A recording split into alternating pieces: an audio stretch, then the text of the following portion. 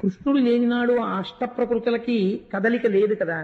లేనప్పుడు కృష్ణుడు కన్నులు తెరవని కడు చిన్ని పాపడై దానవి చనుబాలు త్రావి చంపే, ఇంకా కనురెప్పలు కూడా తెరవనటువంటి పిల్లవాడిగా ఉండగా పూతనా సంహారం చేశాడు. ఎందరో రాక్షసుల్ని పరిమార్చాడు. అటువంటి కృష్ణుడు ఒక్క నరకాసురుణ్ణి సంహరించడం విషయంలోకి వచ్చేటప్పటికీ సత్యభామని తీసుకెళ్ళాడు. యనమండుగురులో ఎవరినీ తీసుకెళ్ళలేదు, ఒక్క సత్యభామని తీసుకెళ్ళాడు.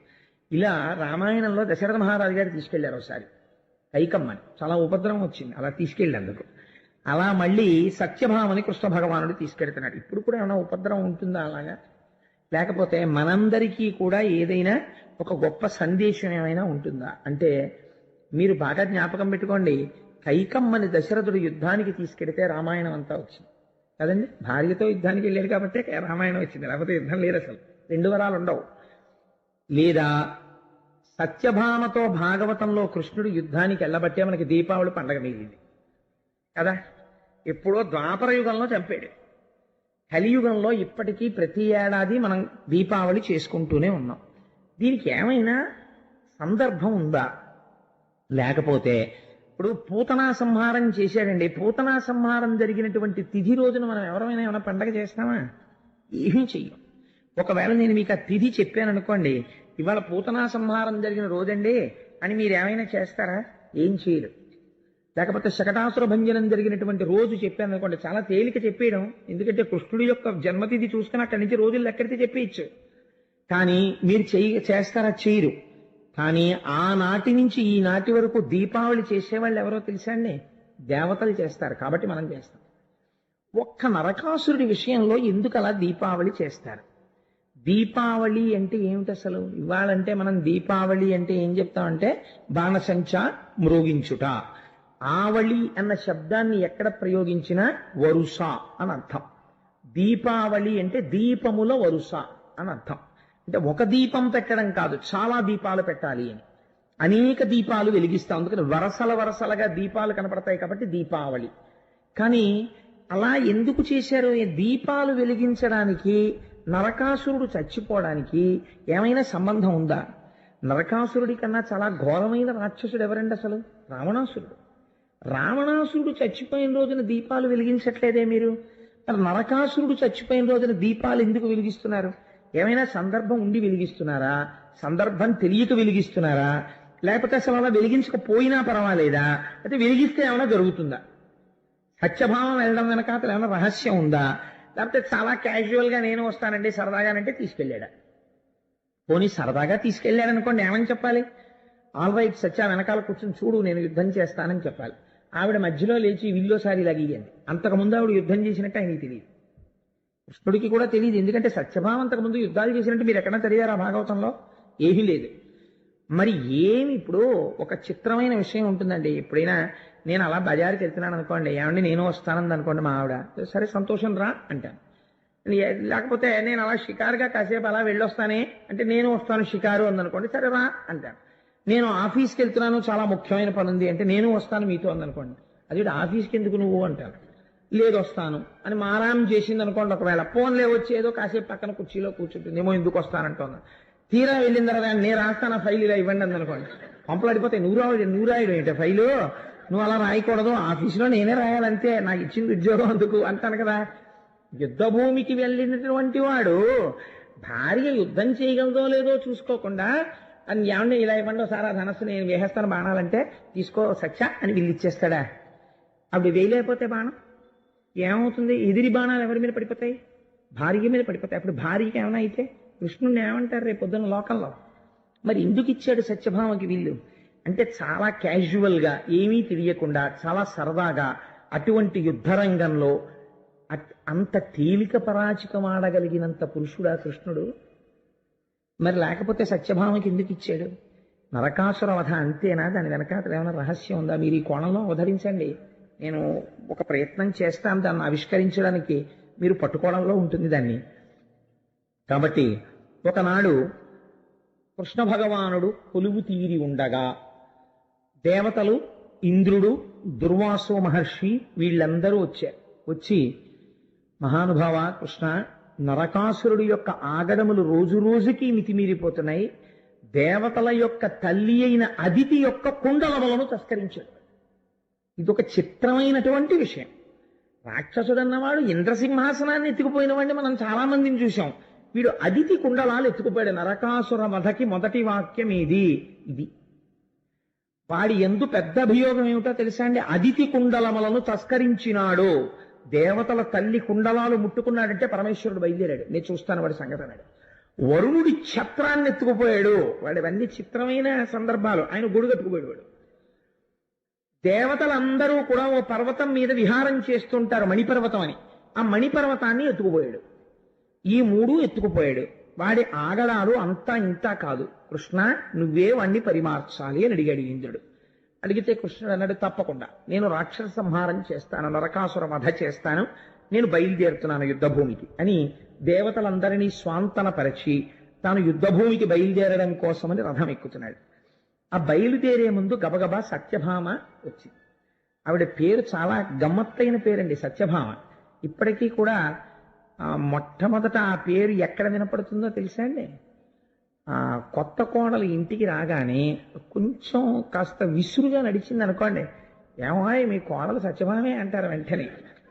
ఆ తల్లి బహుశా నేనైతే అనుకుంటాను షీఈస్ థరోలీ మిస్అండర్స్టూడ్. ఆవిడికి సరిగ్గా అర్థం చేసుకోబడలేదు సత్యభామ అనుకుంటాను. ఆ తల్లి సత్యభామ పొందినటువంటి స్థానం చాలా గొప్ప స్థానం అండి నిజంగా. ఆవిడ నృత్య సంప్రదాయంలో కూడా కూచిపూడిలో కూడా ఆవిడ కృష్ణుడికి లేఖ రాస్తుంది. అయ్యో బాబోయ్, నిజంగా అది శోభానాయుడు గారు మహాతల్లి ఆవిడ చేస్తారు. ఆ కృష్ణుడికి ప్రణయలేఖ రాయడం, ఆవిడ నర్తన చెయ్యడం. సత్యభామ ఎన్ని రంగాలలో ప్రవీణురాలో మహాతల్లి. ఆయమ్మ కృష్ణ భగవానుడి దగ్గరికి వచ్చి ఒక మాట అడిగింది. నాథ, మీరు యుద్ధభూమికి బయలుదేరుతున్నారు కదా నరకాసురుడితో యుద్ధం చేయడానికి, నేను కూడా మీతో వద్దామనుకుంటున్నాను యుద్ధభూమికి అని. అరణ్యవాసానికి రాముడు వెడుతున్నప్పుడు సీతమ్మ కూడా నేను వస్తాను అంది. కానీ వాళ్ళ మధ్య చాలా గంభీరమైనటువంటి చర్చ జరిగింది. అలా కృష్ణుడు గంభీరంగా ఉండదు. కృష్ణుడికి రాముడికి అవతారాల్లో చాలా తేడా ఉంటుంది. చక్క పెట్టడంలో కృష్ణుడి తర్వాతే. కొంచెం మా రామయ్య అమాయకుడు. అంటే కృష్ణయ్య కూడా మావాడే. అంటే నేను ఈ మాట అంటే నేను ఎవరి గురించి ఉపన్యాసం చెప్తే ఆయన్ని మావాడు అంటుంటాను. అదే ఒక బలహీనత. అంటే మనవాడు.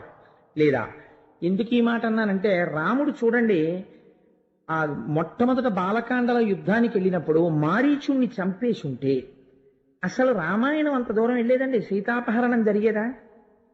మారీచుణ్ణి వదిలేశాడు. వదిలేసి తాటకా సంహారం చేశాడు. అంత దూరం వెళ్ళేది. శూర్పణఖకి ముక్కు చెవులు కోసి వదిలేశాడు. అంత దూరం జరిగింది.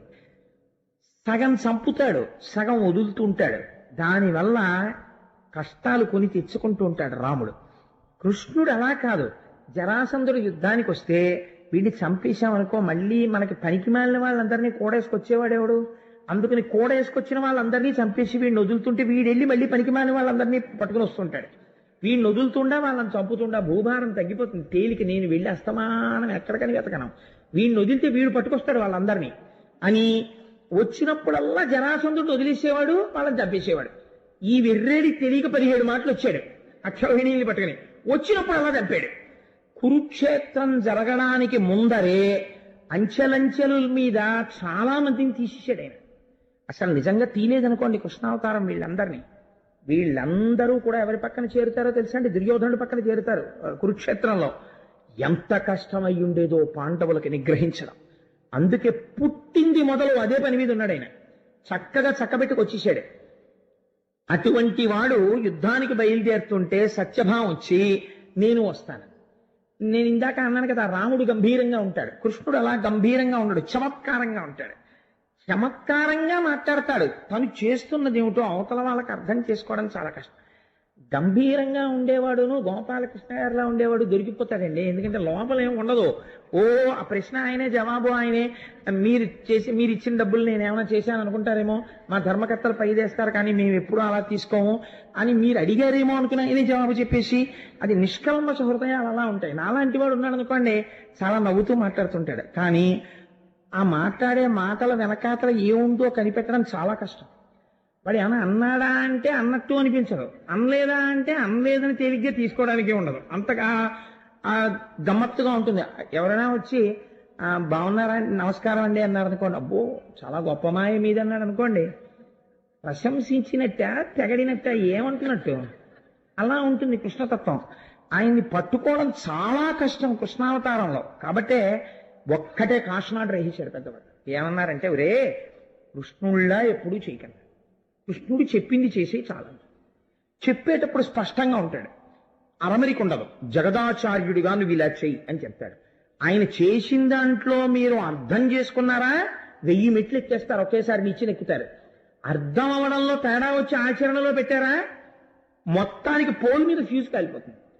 అందుకని ఆయన విషయంలో ఆయన చేష్టితములను చాలా జాగ్రత్తగా అర్థం చేసుకోవాలి. నేను అందుకని రామాయణాన్ని భాగవతాన్ని ఒకసారి పక్కన పక్కన పెట్టి సరిపోల్చే ప్రయత్నం చేశాను. చూడండి, ఇప్పుడు సత్యభామ వచ్చి కృష్ణ నేను మీతో యుద్ధానికి వస్తాను అంది.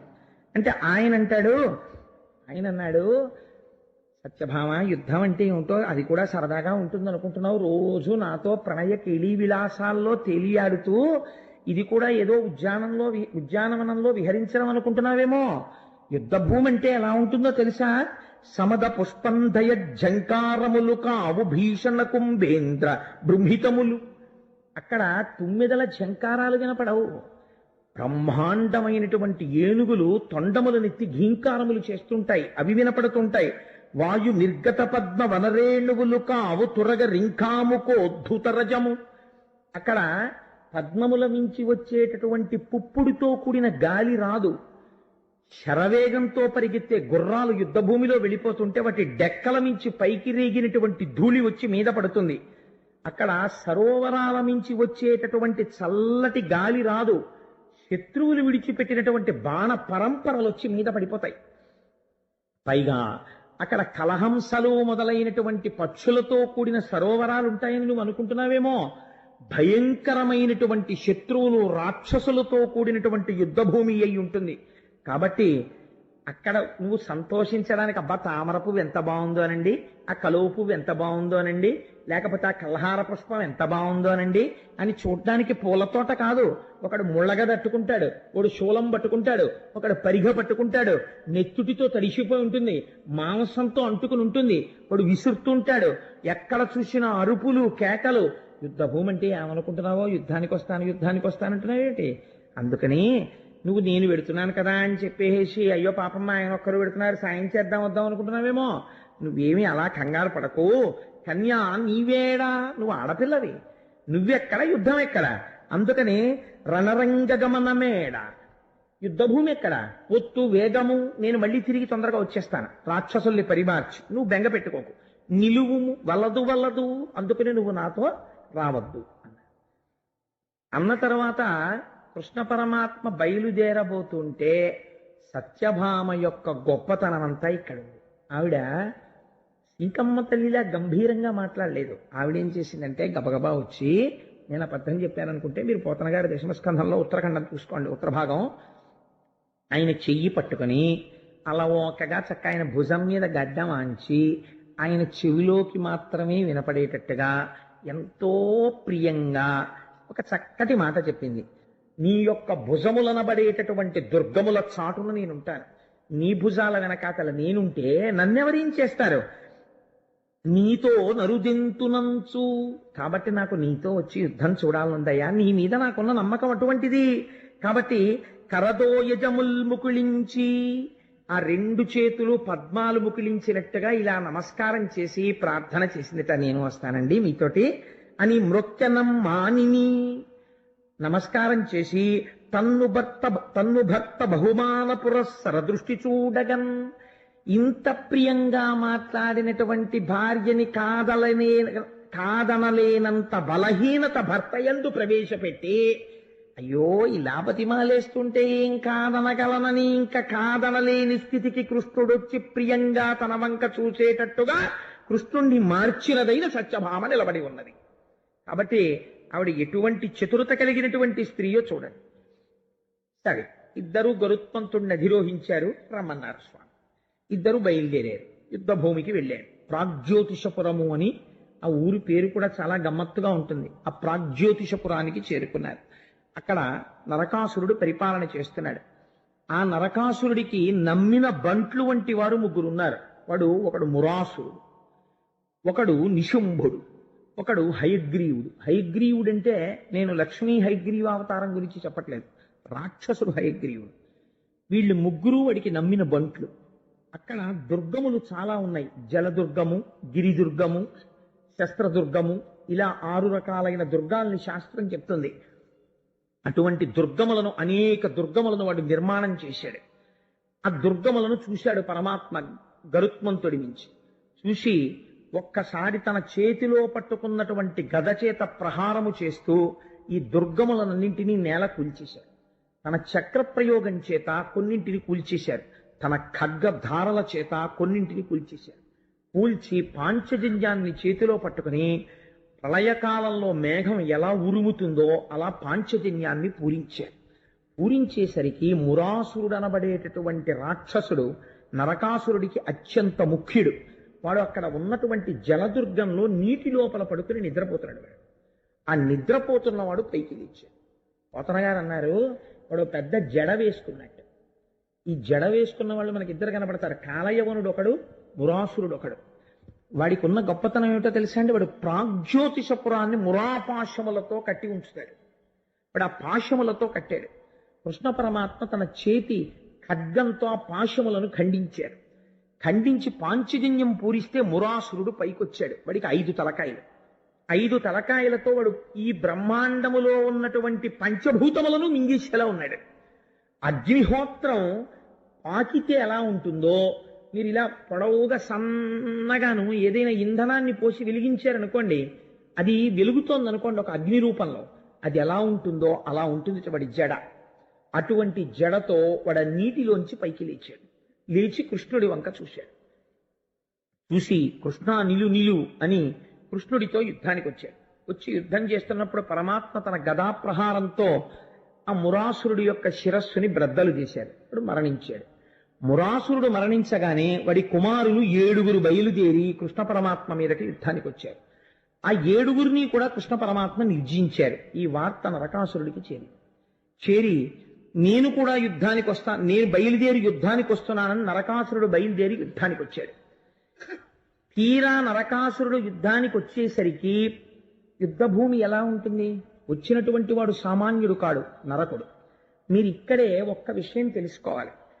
నరకాసురుడు అనబడేటటువంటి రాక్షసుడు అసలు ఎవరి కొడుకు? వీడికి ఇంత బలం ఎక్కడి నుంచి వచ్చింది అంటే, పురాణంలో అయితే ఓ గమ్మత్తైన మాట అన్నారు. ఆయన ఎవరి కొడుకో అంటే తన తల్లి వాడికి తెలియలేదు అన్నారు. కానీ అసలు వాడు ఎవరి కొడుకో తెలుసా అండి? ఆదివరాహమూర్తికి భూదేవికి కలిపి జన్మించిన వాడు. ఆదివరాహమూర్తికి భూదేవికి జన్మించిన తరువాత ఆదివరాహమూర్తి అవతారంలో ఉండగా శ్రీమన్నారాయణుడు భూదేవికి కొన్ని వరాలు ఇచ్చాడు. ఎప్పుడైనా సరే వాడు నరకానికి వెళ్ళిపోవడానికి, నశించిపోతాడు అనడానికి తేలిక మార్గం ఏమిటో తెలుసా? ఇంట ఉన్నవాళ్ళు సుఖపడని రోజులు ఎప్పుడు వస్తాయంటే, భూమి మీద ఏదైనా నిర్మాణము చేసేటప్పుడు శంకుస్థాపన చేసి భూమి పూజ చేయకుండా కానీ కడితే ఆ ఇంట ఉన్న వారికి సుఖశాంతులు ఉండవు, నీకు వరం ఇస్తున్నానన్నాడు ఆయన. అప్పుడే భూమి కొన్ని వస్తువుల పేర్లు చెప్పి వీటిని భూమి మీద ఎవడు పెడతాడో ఆచ్ఛాదన లేకుండా, అంటే కింద ఏదైనా వెయ్యకుండా పెడితే వాడికి ఆ వస్తువు యొక్క అనుగ్రహము లభించకుండుగాక, వాడి ఐశ్వర్యము తొలగిపోవుగాక అని వరం అడిగింది. ఆ వస్తువుల పేర్లు అంటే, నేను ఇప్పుడు ఈ విషయాలు ఎక్కడి నుంచి అనుసంధానం చేస్తున్నానంటే భాగవతాంతర్గతం కాదు, దేవీ భాగవతంలోంచి అనుసంధానం చేస్తున్నాను. అందులో మీరు బాగా జ్ఞాపకం పెట్టుకోవలసిన వస్తువు ఒకటి ఉంది. చాలా మంది పిల్లలకి చదువు రావట్లేదు అంటుంటారు. భూదేవి వరం ఏమిటో తెలుసా అండి? కూర్చుని చదివేటప్పుడు పుస్తకాన్ని నేల మీద పెట్టకూడదు. పుస్తకాన్ని నేల మీద పెట్టి వెళ్ళిపోతే, అందుకే ఒక అలవాటు చేసుకోవాలి. ఏదో ఒక ప్లాంక్ లాంటిది వేసుకుని చదువుకుంటూ గభాలను లేవవలసి వస్తే ప్లాంక్తో పాటు కింద పెట్టాలి తప్ప పుస్తకాన్ని కింద పెట్టేసే అలవాటు అయిందనుకోండి, వాళ్ళ యందు బుద్ధి శక్తి ప్రచోదనం అవ్వదు. ఒకవేళ వాడు ఎంత తెలివైన వాడైనా కీలకమైన సమయంలో పరీక్ష యందు వాడికి సరస్వతి అనుగ్రహం కలగదు. పుస్తకాన్ని నేల పెట్టిన వాడికి సరస్వతీ కటాక్షం ఉండరాదు. శంఖమును నేల మీద ఎవడు పెడతాడో వాడి ఇంట మంగళం ఉండరాదు. ఎవడు తులసిని పువ్వుల్ని నేల మీద పెడతాడో వాడి ఇంట పూజలు దేవతలు స్వీకరించరాదు. శివలింగమును నేల మీద ఎవడు పెడతాడో అటువంటి వాడి ఇంట దేవతలు నివసించరాదు. భూదేవి వరాలు అడిగింది. ఇవి యథార్థంగా ఎవరు తెలుసుకోవాలో తెలుసా అండి? గృహస్థాశ్రమంలో ఉన్న వాళ్ళందరూ ఇవి తెలుసుకోవాలి. తెలుసుకుని ఇంట్లో ఈ వస్తువుల విషయంలో చాలా జాగ్రత్తగా ఉండాలి. సరే, కాబట్టి ఇప్పుడు నరకాసురుడే యుద్ధరంగంలోకి వస్తే వాడి వెనకాతల ఎంత బలగం ఉంటుందో అంత బలగం బయటికి వస్తుంది కదండి. సామాన్యమైన రాక్షసుడు కాడు నరకాసురుడు అంటే. ఆ రోజుల్లో అదితి కుండలములను వాడు తస్కరించాడంటే ఇంకంతకన్నా గొప్ప రాక్షసుడు ప్రపంచంలో ఎక్కడుంటాడు? అటువంటి వాడు వరుణుడి ఛత్రాన్ని ఎత్తుకుపోయేవాడు, ఓ పర్వతాన్ని ఎత్తుకుపోయేవాడు. అటువంటి వాడు ఎన్నింటిని పరిపాలించాడో తెలుసా అండి? 14 భువనములు గెలిచాడు వాడు నరకాసురుడు. ఇంకా రావణాసురుడు భూమండలం మీద తిరిగాడు వాడు, 14 భువనాలు నరకాసురుడు. అటువంటి వాడు, అటువంటి నరకాసురుడు యుద్ధానికి వస్తే వెనక ఎంత సైన్యం ఉంటుంది? ఇంత సైన్యాన్ని చూసిన సత్యభామ ఏమనాలి? అయ్య బాబోయ్, ఏమిటండి సైన్యం అసలు? మీరు కొంత సైన్యాన్ని తీసుకుని రావలసింది, టిక్కుటక్కులాడించుకుంటూ గరుత్మంతుడు నెక్కొచ్చేశారు అనాలి. ఆవిడ ఏమందో తెలుసా అండి? ఆశ్చర్యకరంగా దీని వెనక అతలో ఉన్న రహస్యాన్ని మీరు గుర్తుపెట్టుకోవాలి. మళ్ళీ పక్కన పెట్టుకోండి. కాబట్టి ఇప్పుడు ఆవిడంది, ఏమండి నేను యుద్ధం చేద్దాం అనుకుంటున్నానండి. ఇందాక యుద్ధ భూమికి వస్తానండి, ఇప్పుడు ఏమండి నాకు యుద్ధం చేద్దాం అనిపిస్తోందండి అని దభాలను లేచి, ఇప్పటిదాకా ఎక్కడుంది? మీ భుజములనబడేటటువంటి దుర్గముల మాటునుంటానంది, వెనకాల కూర్చుంది. ఇప్పుడేం చేసింది? దభాలను లేచి ముందుకొస్తోంది. పోతన గారు పొంగిపోయారు. సత్యభామ దర్శనం. ఈ సత్యభామ చేస్తున్నటువంటి యుద్ధం పద్యాలు వింటే వచ్చే లాభం ఏమిటో మీకు ఆఖరణ చెప్తాను. అందుకునంత వర్ణన చేశారు పోతన గారే, అమాయకుడై వర్ణన చేయలేదు. వేణింజొల్లము వెట్టి సంఘటిత నీవీబంధయై భూషణ శ్రేణిందాల్చి ముఖేందు మండల మరీచీజాల ముల్వల్వగా పాణిం పయ్యద చక్కగా తురిమి శుంభద్వీర సంరంభయై ఏనీలోచన లేచి నిల్చతన ప్రాణేశాగ్రభాగంబునన్. దభాలన లేచిందిట, తన భర్త ముందుకొచ్చి నిలబడిందిట.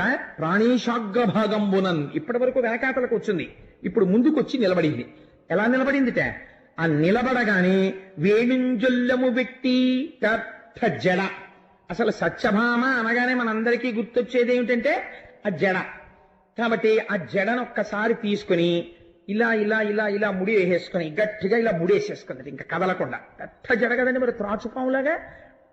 పోతన గారు ఒక లైవ్ టెలికాస్ట్ ఇస్తారు, శబ్ద చిత్రీకరణ. వేణింజొల్లము వ్యక్తి సంఘటిత తనివీబంధయై భూషణ శ్రేణిందాల్చి. ఆ హారాలు అవి బోలెడని ఆభరణాలు ఉన్నాయి, అవి కదులుతున్నప్పుడు ముందుకి వెనక్కి వెడుతుంటాయి. అలవాటు లేని వాడు కొత్తగా ఉపనయనం చేసుకున్న వాడిని ఊరే కొంచెం పూజా మందిరంలో సామాన్ సర్దేరా అన్నారు అనుకోండి, వాడికి వచ్చే మొట్టమొదటి కష్టం ఏమిటో తెలుసా అండి? ఆ యజ్ఞోపవీతం వచ్చి ఆ చేతికి అడ్డుపడిపోతుంది. వాడు అస్తమానం ఇలా అంటుంటాడు, మళ్ళీ అంటుంటాడు. యజ్ఞోపవీతం భుజం నుంచి బ్రాహ్మణుడికి జారిపోతే వాడిని దరిద్రం పట్టుకుంటుంది. భుజం దారిపోతే గాయత్రి చెప్పుకోవాలి. భుజం జారిపోకుండా దాన్ని పంచెలోకి పెట్టుకోవడం అలవాటు చేసుకోవాలి బ్రాహ్మణుడు. కాబట్టి ఎన్ని ధర్మ సూక్ష్మాలు పెట్టేశారండి పెద్దవాళ్ళు, జాగ్రత్తగా అలవాటు. అప్పుడు తండ్రి చూసి అంటాడు, రే అలా యజ్ఞోపవీతాన్ని వదిలిపెట్టి తిరగకూడదు అని దగ్గరికి తీసుకుని, నాన్న ఆ యజ్ఞోపవీతాన్ని పంచెలో ఇలా పెట్టుకుంటే ఇప్పుడు అది కదవు, ఇప్పుడు నువ్వు పని చేసుకోవటం వాడికి అలవాటు అవుతుంది. ఓహో, యజ్ఞోపవీతాన్ని అలా పెట్టుకోవాలన్నమాట అని తెలుసుకుంటాడు. అలా ఆడవాళ్ళు పెద్ద పెద్ద హారాలు అవి వేసుకున్నారనుకోండి, ఏ వంగినప్పుడో లేకపోతే బాణం ఇలా లాగినప్పుడు దానికి వెనకాలన్న పావురా ఈకలకో ఈ గొలుసులు పట్టుకుంటాయి. నేను పోతన గారు ఎంత లైవ్ టెలికాస్ట్ ఇచ్చారు చూడండి. ఆ రైల్వే కంపార్ట్మెంట్ లో విండో సీట్ పక్కన కూర్చోగానే నాకు ఇంతకన్నా మరి చెప్పడానికి ఉపమానం లేదు. వాళ్ళు గబగబా ఆ గొలుసులు అవి ఇలా పడేసుకుని ఇలా పమిటి కప్పేసుకున్నట్టు ఆవిడ కూడా గొలుసులు అవి బయటికి రాకుండా పైకి గభాలను వ్రేలాడకుండా అమరిక చేసేసుకుందిటే. అందుకని భూషణ శ్రేణిందాల్చి ముఖేందు మండల మరీచీజాల ముల్వర్వగా పాణిం పయ్యద చక్కగా తురిమి. ముఖం మంచి దేదీప్యమానం, ఎక్కడ భయం కనబట్టలేదు, దేదీప్యమానం అయిపోతుండగా ఈ పమిట పెద్ద పమిట వేలాడుతోంది. ఈ పమిట ఇలా తీసి ఇలా దోపేసుకుందిట, ఎక్కడ వేలాడకుండాను. పయ్యద చక్కగా తురిమి శుంభద్వీర సంరంభయై ఏనీలోచన లేచి నిల్చతన ప్రాణేశాగ్రభాగంబునన్. ఆయన కన్నా ముందుకెళ్ళింది. వెళ్ళి నాథ ఆ ధనస్సు ఇలా ఇవ్వండి. కృష్ణుడు తెల్లబోయాడు. ఏమిటి నరకాసురుడు ఏమిటి, సైన్యం ఏమిటి, సత్యభావం ఏమిటి, ముందుకొచ్చేయడం ఏమిటి, ఈ ముడేసేసుకోవడం ఏమిటి, గొలుసులు సర్దేసుకోవడం ఏమిటి, పమిట సర్దేసుకోవడం ఏమిటి, ధనస్సు ఇమ్మంటుంది ఏమిటని ఆయన ఒక నవ్వు నవ్వాడు. ఆయనకి తెలియంది ఏముంటాయండి, మా రామయ్య అయితే బయటపడిపోతాడు, మా కృష్ణయ్య అటువంటి వాడే అనుకోండి. అందుకని ఆయన ఏం చేశాడంటే ఏమీ తెలియని వాళ్ళ నవ్వి, హరినాక్షికి హరి ఇచ్చెను సుర నికరోల్లాసనమును శూర కఠోరాసుర సైన్యత్రాసనమును బల గర్వ నిరాసనమును బాణాసనమును. రాక్షసుల యొక్క మస్తకములను ఖండించడానికి అనువైనటువంటి సమస్త శక్తులను క్రోడీకరించుకున్నటువంటి ఏ ధనస్సు స్వామి పట్టుకుంటారో, శార్ంగమనేటటువంటి ధనస్సుని, ఆ ధనస్సుని ఆ సత్యభామ చేతికి ఇచ్చారు. అసలు అంత ధనస్సు పట్టుకోవడమే, ఆ ధనస్సు చేత్తో పట్టుకొని ఆవిడ ఆ పైన ఉన్నటువంటి వింటి నారి ఉంటుంది, ఆ వింటి నారిని విప్పాలి. అసలు అక్కడే వీరత్వం బయటపడిపోతుంది. ఆ కొత్తగా యజ్ఞోపవీతం వేసుకోవడం అలవాటు ఉన్నవాడు ఉన్నాడు అనుకోండి, వాడికి కాగితం చుట్టినటువంటి యజ్ఞోపవీతంలోంచి విప్పుకోవలసి ఇలా ఇలా ఇలా ఇలా పెట్టుకుని దాన్ని కరెక్ట్గా పెట్టుకోవాల్సి వస్తే చిక్కులు వేసేస్తాడు. ముందు వేసేసి ఇలా కొంచెం చిక్కిప్పంటాడు. అప్పుడు ఆడికి చిక్కిప్పడానికి 2 గంటలు పడుతుంది. అది యజ్ఞోపవీతాన్ని జాగ్రత్తగా విప్పుకోవడం అలవాటు ఉండాలి. టకటకటగా విప్పేసుకుంటున్నాడు అనుకోండి, ఆయన యజ్ఞోపవీత ధారణం బాగా అలవాటు ఉంది అని గుర్తు. లేకపోతే జీర్ణ యజ్ఞోపవీతం ఎంత ఉండిపోయినా వాడి కోసం శ్రావణ పౌర్ణమి వస్తేనే మారుస్తాడు, లేకపోతే మార్చడం. అలా ఆ ధనస్సుకు ఉండేటటువంటి తాడు విప్పేసి ఎడం చేత్తో పట్టుకుని ధనస్సుని దాన్ని వంగి కుడి చేత్తో కింద కట్టేస్తోంది. తెల్లబోయాడు కృష్ణ పరమాత్మ, తెల్లబోయారు రాక్షసులు. ఇదేమిట్రా, కృష్ణుడు కూర్చున్నాడు, ఈవిడ కట్టేస్తోంది ధనస్సుకి తాడని. మనకి తెలియదు ఈ విషయం ఇప్పటిదాకా. ఏవో సత్యభామ, సత్రాజిత్తు, శమంతకమణి వాళ్ళందరూ విన్నారు కాబట్టి సత్యభామను చూడడం సరదాయే. కానీ ఇదేమిటి ఇలా కట్టేస్తోంది ఈవిడ తాడు గిడు అని అనుకున్నారు. ఆ విల్లంది బలంబునుంది తద గణ్యానంత తేజో విశేషావిర్భూత మహాప్రతాపమున వీరాలోక దుర్లోక్యమై తా వేగన్ సగుణంబు చేసతనువున్ తన్వంగి దైత్యాంగనాగ్రీవాసంగము నిర్గుణంబుగా రణ క్రీడా మహోత్కంఠతో. పతన గారి పద్యాలంటే పద్యాలే, ఎంత గొప్ప పద్యం వాడతారో చూడండి. ఆయన సగుణంబు చేసే ధనువుని దేని కొరకు అంటే గ్రీవాసంగము నిర్గుణంబుగా, దైత్యాంగనాగ్రీవాసంగము నిర్గుణంబు చేయుట కొరకు.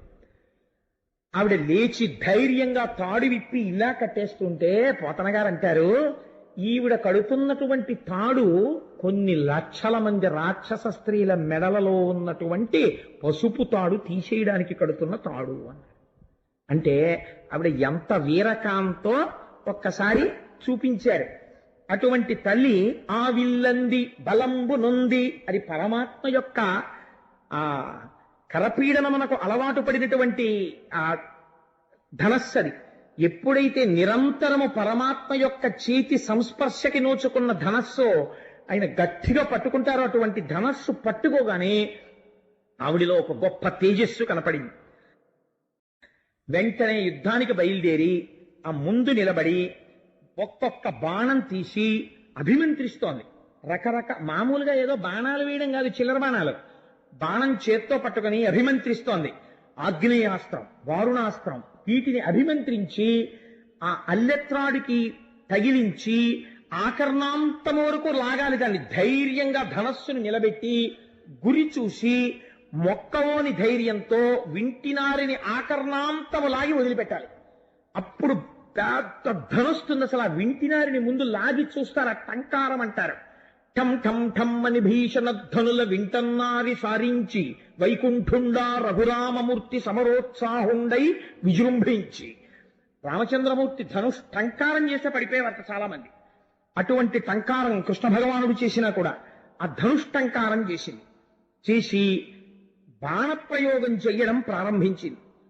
ఒక్కొక్క బాణాన్ని ఇలా తీసి ఆ తొడిగి లాగుతుంటే ఆవిడ చేతులకి పెట్టుకున్నటువంటి కంకణధ్వనులు కలకణ కణకణకణకణమని కంకణాలు చప్పుడవుతుంటే ఆ విడిచిపెట్టబడినటువంటి బాణం బయలుదేరుతున్నప్పుడు ముందు ఝుమ్మని శబ్దంతో పెడుతుంది. ఈ శబ్దం ఈ కంకణధ్వని కలిసి కొత్త ధ్వనులు వచ్చేయట. ఇంతకు ముందు అలా యుద్ధం చేసిన ఆడదేది మా అమ్మ జగదంబ చేసింది వేరనుకోండి, సత్యభామ చేస్తోంది ఇవాళ. అందుచేత ఆ కంకణ ధ్వనులు ఆ బాణధ్వనులు కలిసిపోయేట. తాటంకమణిగణ దగదగ దీప్తులు గండమండల రుచుల కప్పికొనగా. ఇంతకు ముందెప్పుడు అంతఃపురంలో ఉండడం, చల్లగా హాయిగా ఉద్యానవనాల్లో ఉండడం తప్ప అంత ఎండలో గరుత్మంతుడి మీద యుద్ధం చేయడం కందిపోయి ఎర్రగా అయిపోయేట. దానికి తోడు ఆ సత్యభామాదేవి పెట్టుకున్నటువంటి కుండలముల కాంతి బుగ్గల కాంతితో కలిసి ముఖమండలం అంతా ఒక కొత్త కాంతితో దీప్తించేస్తోందిట. శరపాత గుమగుమ శబ్దంబు పరిపంది సైనిక కలకల స్వనములుడుప. ఒక్కొక్క బాణం తీసి ఎప్పుడు వేస్తోందో తెలియదు, ఎప్పుడు తీస్తోందో తెలియదు. ఆ బాణాలు వేసేస్తుంటే ఝం ఝం ఝం మన ధ్వనితో బాణాలు వెళ్ళిపోతుంటే, అమ్మో అయ్యో నా బాణాలు తడి పడిపోతున్న వాళ్ళ ధ్వని ఈ ధ్వని కలిసిపోయి కొత్త ధ్వనులు వచ్చేస్తున్నాయి. అలివేలు మంగాపట్నంలోను వెంకటాచలంలోను గంటలు మోగిస్తారు, ఘంటాపాణి అని ఉంటారు దానికి. వాళ్ళు మొదట కొట్టినప్పుడు ఒక ధ్వని వస్తుంది, దాని వైబ్రేషన్స్ ఆ గంటలు కొట్టినప్పుడు జం జం జం జం అని వచ్చి కలిసిపోతాయి. కలిసిపోతే సుప్రభాత సేవ దగ్గర మీరు కూర్చున్నారనుకోండి, ఈ ధ్వని తరంగాలన్నీ కలిసిపోయి ఒక విచిత్రమైనటువంటి శబ్దానుభూతికి మీరు లోనైపోతారు. అటువంటి ధ్వనులు చేస్తోంది ఆవిడ. వీర శృంగార భయరౌద్ర విస్మయములు కలిసి భామినీయయ్యనో కాకయ్యనగా. వీరరసం, శృంగారరసం, భయరసం, రౌద్రరసం. ఇందులో మనకొక విషయం ఆశ్చర్యం అయ్యచ్చు. ఏమండి యుద్ధభూమి కదా, యుద్ధభూమిలో శృంగార రసం ఎక్కడ ఉంటుంది? యుద్ధభూమిలో వేసేటప్పుడు బాణాలు వేస్తుంటారు తప్ప శృంగార రసం చూసేటటువంటి దుర్మార్గుడి ఎందు ఉంటుందేమో కానీ ఆడవచ్చింది యుద్ధానికని ఆవిడ ఎందు శృంగార రసం ఉండదు కదా. మరి శృంగార రసం అన్న మాట పోతన గారు ఎలా వాడారు అంటే వెంటనే పోతన గారు చమత్కారం చేస్తారు. ఎంత గొప్ప పద్యం చెప్పారో చూడండి. పరుజూచున్ వరజూచు ఒంపనలరింపన్ రోష రాగోదయ విరత భ్రూకుటి మందహాసములతో వీరంబు శృంగారముంజరగన్ కన్నుల కెంపు సొంపు పరగన్ చండాస్త్ర సందోహమున్ సరసాలోక సమూహమున్ నెరపచున్ చంద్రాస్య హేలాగతిన్. ఆవిడ నిజంగా యుద్ధాన్ని పోతన గారికి చెల్లింది మహానుభావుడు రామచంద్రమూర్తి పలికించారు కనుక ఆయన ఎటువంటి లైవ్ ఇస్తారో చూడండి. పరుచూచున్ ఇటు చూస్తుంది అట నరకాసురుడి వంక, వాడి సైన్యం వంక చూసి, వరుజూచు ఇటు కృష్ణుడి వంక చూస్తుందట, చూసి నవ్వు నవ్వుతుందట. చూసి ఇంతమంది ఉన్నారు ఏం వేస్తాను అనుకుంటున్నారా చూడండి అని ఓ బాణం తీసి తొడిగి కరెక్టేనా అని ఇలా వేస్తుందట. భ్రుకుటి ముడి వేసి తీవ్రంగా వాళ్ళ వంక చూస్తుందట, విడిచిపెడుతుంది. ఆగ్నేయాస్త్రం వెళ్ళి అక్కడ పడిపోయి వాళ్ళు దహించుకుపోతుంటే అంటుందట. అంటే ఆయన అంటే అట్ట. ఇప్పుడు ఏం చేస్తోంది? అటు భయానకం, ఇటు శృంగారం ఏకకాలమునందు పోషిస్తోంది. ఇలా యుద్ధం చేసిన వాళ్ళు ఎవరూ లేరు. జగదంబ కూడా యుద్ధం చేస్తే వీరరసంతోనే చేసింది ఆవిడ. ఇలా ఏకకాలమునందు అటు వీరరసం ఇటు శృంగార రసం ఎవరు చేస్తారండి? సత్యభామ చేసింది అలాగా. అందుకని పరుజూచున్ వరుజూచు ఒంపనలరింపన్ రోష రాగోదయా విరత భ్రూకుటి మందహాసములతో వీరంబు శృంగారముంజరగన్ కన్నుల కెంపు సొంపు పెరగన్ చండాస్త్ర సందోహమున్ సరసాలోక సమూహమున్ నెరపుచున్ చంద్రాస్య హేలాగతిన్. అస్త్రశస్త్రములను విడిచిపెట్టేస్తుంటే ఎదురుగుండా ఉన్నవాళ్ళు భయపడిపోయి బాబోయ్ ఏమిటా మొహం అంత కోపం అన్నట్టుండేది. ఇలా కృష్ణుడి వంక చూసినప్పుడు అన్నప్పుడు చంద్రబింబంలా ఉండేది. అమ్మో మా ఆవిడికి ఇన్ని విద్యలొచ్చా అని పొంగిపోయేవట. అలా కృష్ణుడి వంక చూసేదిట. ఏకకాలమునందు రెండు రసములను పోషిస్తోడు యుద్ధం చేస్తోంది. ఎందుకు సత్యభామ యుద్ధం అన్నారో, అసలు సత్యభామ యుద్ధం అంటే ఏమిటో చూతురు కానీ ఆఖరణ ఓహో ఇదా తల్లి గొప్పతనం అంటే అని ఆశ్చర్యపోతారు ఆ పేరుకి. అలినీలాలక చూడనొప్పెసగే భృత్యాలీఢ పాదాంబుతో అలిక స్వేద వికీర్ణ కాలకలతో ఆకర్ణ కానీత సల్లలిత జ్ఞానక పుంఖ దీధితులతో లక్ష్యావలోకంబుతో వలయాకార ధనుర్విముక్త విశిక వ్రాతాహతారాతి. అలా బాణాలు వెయ్యగా వెయ్యగా వెయ్యగా వెయ్యగా ఆవిడకి వేసుకున్నటువంటి ఆ కేశపాశ కబరీబంధములోంచి కొన్ని వెంట్రుకలు లేచి నల్లటి తుమ్మెదలు ముఖం మీదకొచ్చాయా అన్నట్టుగా నుదురి మీద పడ్డాయిట. కొద్దిగా నుదుటి మీద చెమట పట్టిందిట. ఆ చెమట మీద ఇలా వెంట్రుకలు అంటుకున్నాయిట. ఇంకా రాను రాను రాను రాను పగతులతో యుద్ధం పెరిగిపోతోంది. వాళ్ళు కూడా ఆడదని ఉపేక్షిస్తే వీళ్ళేది చంపేస్తోందని వాళ్ళు కూడా పెద్ద పెద్ద యోధులందరూ ముందుకొచ్చారు. ఇప్పుడు చాలా గురి చూసి కొట్టాలి వాళ్ళ గుండెల మీద. గురి చూసి కొట్టడంలో ఆవిడ కూడా యుద్ధంలో ఎంత వ్యగ్రతని ఎంత తీవ్రతని పొందిందో పోతన గారు చెప్తారు చూడండి. వికీర్ణ కాలకలతో ఆకర్ణ కానీత సల్లలిత జానక పుంక దీధితులతో లక్షావలోకంబుతో ఒక్కొక్క బాణం తీసి ఎన్ని కాంతులు ఏకకాలమనందొచ్చాయో పోతన గారు దర్శనమిస్తున్నారు. ఒకటి ఎడమకాలు ముందు పెడుతోందిట, కుడికాలు వెనక్కి పెడుతోందిట, కుడికాలు కొద్దిగా ఉంచుతోందిట. ఎందుకు? ఇప్పుడు గురి చూసి కొట్టాలి యోధుల మీదకి. పెద్ద పెద్ద వాళ్ళందరూ వచ్చారు. అందుకని ఆ గురి చూసి ఎడంకాలు ముందు పెట్టి కుడికాలు వెనక్కి పెట్టి ఆ పాదం ఇలా కొంచెం పైకెత్తి ఉంచుతుంటే ఆ ఎర్రటి పాదంలోంచి వస్తున్న కాంతుల వంక కృష్ణుడు కూర్చుని విస్మయంగా చూస్తున్నట్ట. ఏమిటి మా ఆవిడే ఇన్ని భంగిమలు? ఏదో నాట్యం అనుకున్నానమ్మా బాబోయ్. ఏమిటి ఇలా కాలు వంచి ఓ కాలు ముందుకేసి ఇలా లాగుతుంటే లక్ష్యాలోక విలీనము, ఆ లక్ష్యం వంక తీవ్రమైన దృష్టితో చూడడంలో కన్నుల వెంట కాంతి. అప్పటి వరకు బాణాలు వేసి వేసి అలవాటు లేని తల్లేమో ఒక్కొక్క బాణం తీసి పట్టుకుని వింటినారి లాగుతుంటే అదంతా ఒరుసుకుని ఎర్రటి కాంతి వేళ్లల్లోంచి, బుగ్గల్లోంచి ఎర్రటి కాంతి, కన్నుల్లోంచి కాంతి, శరీరంలోంచి కాంతి, ఇన్ని కాంతులు ఒక కాంతిగా మారిపోయేటట్టుగా బాణ పరంపరలోంచి వస్తున్న కాంతి, ఇన్ని కాంతులతో కలిపి యుద్ధం చేస్తోందిట.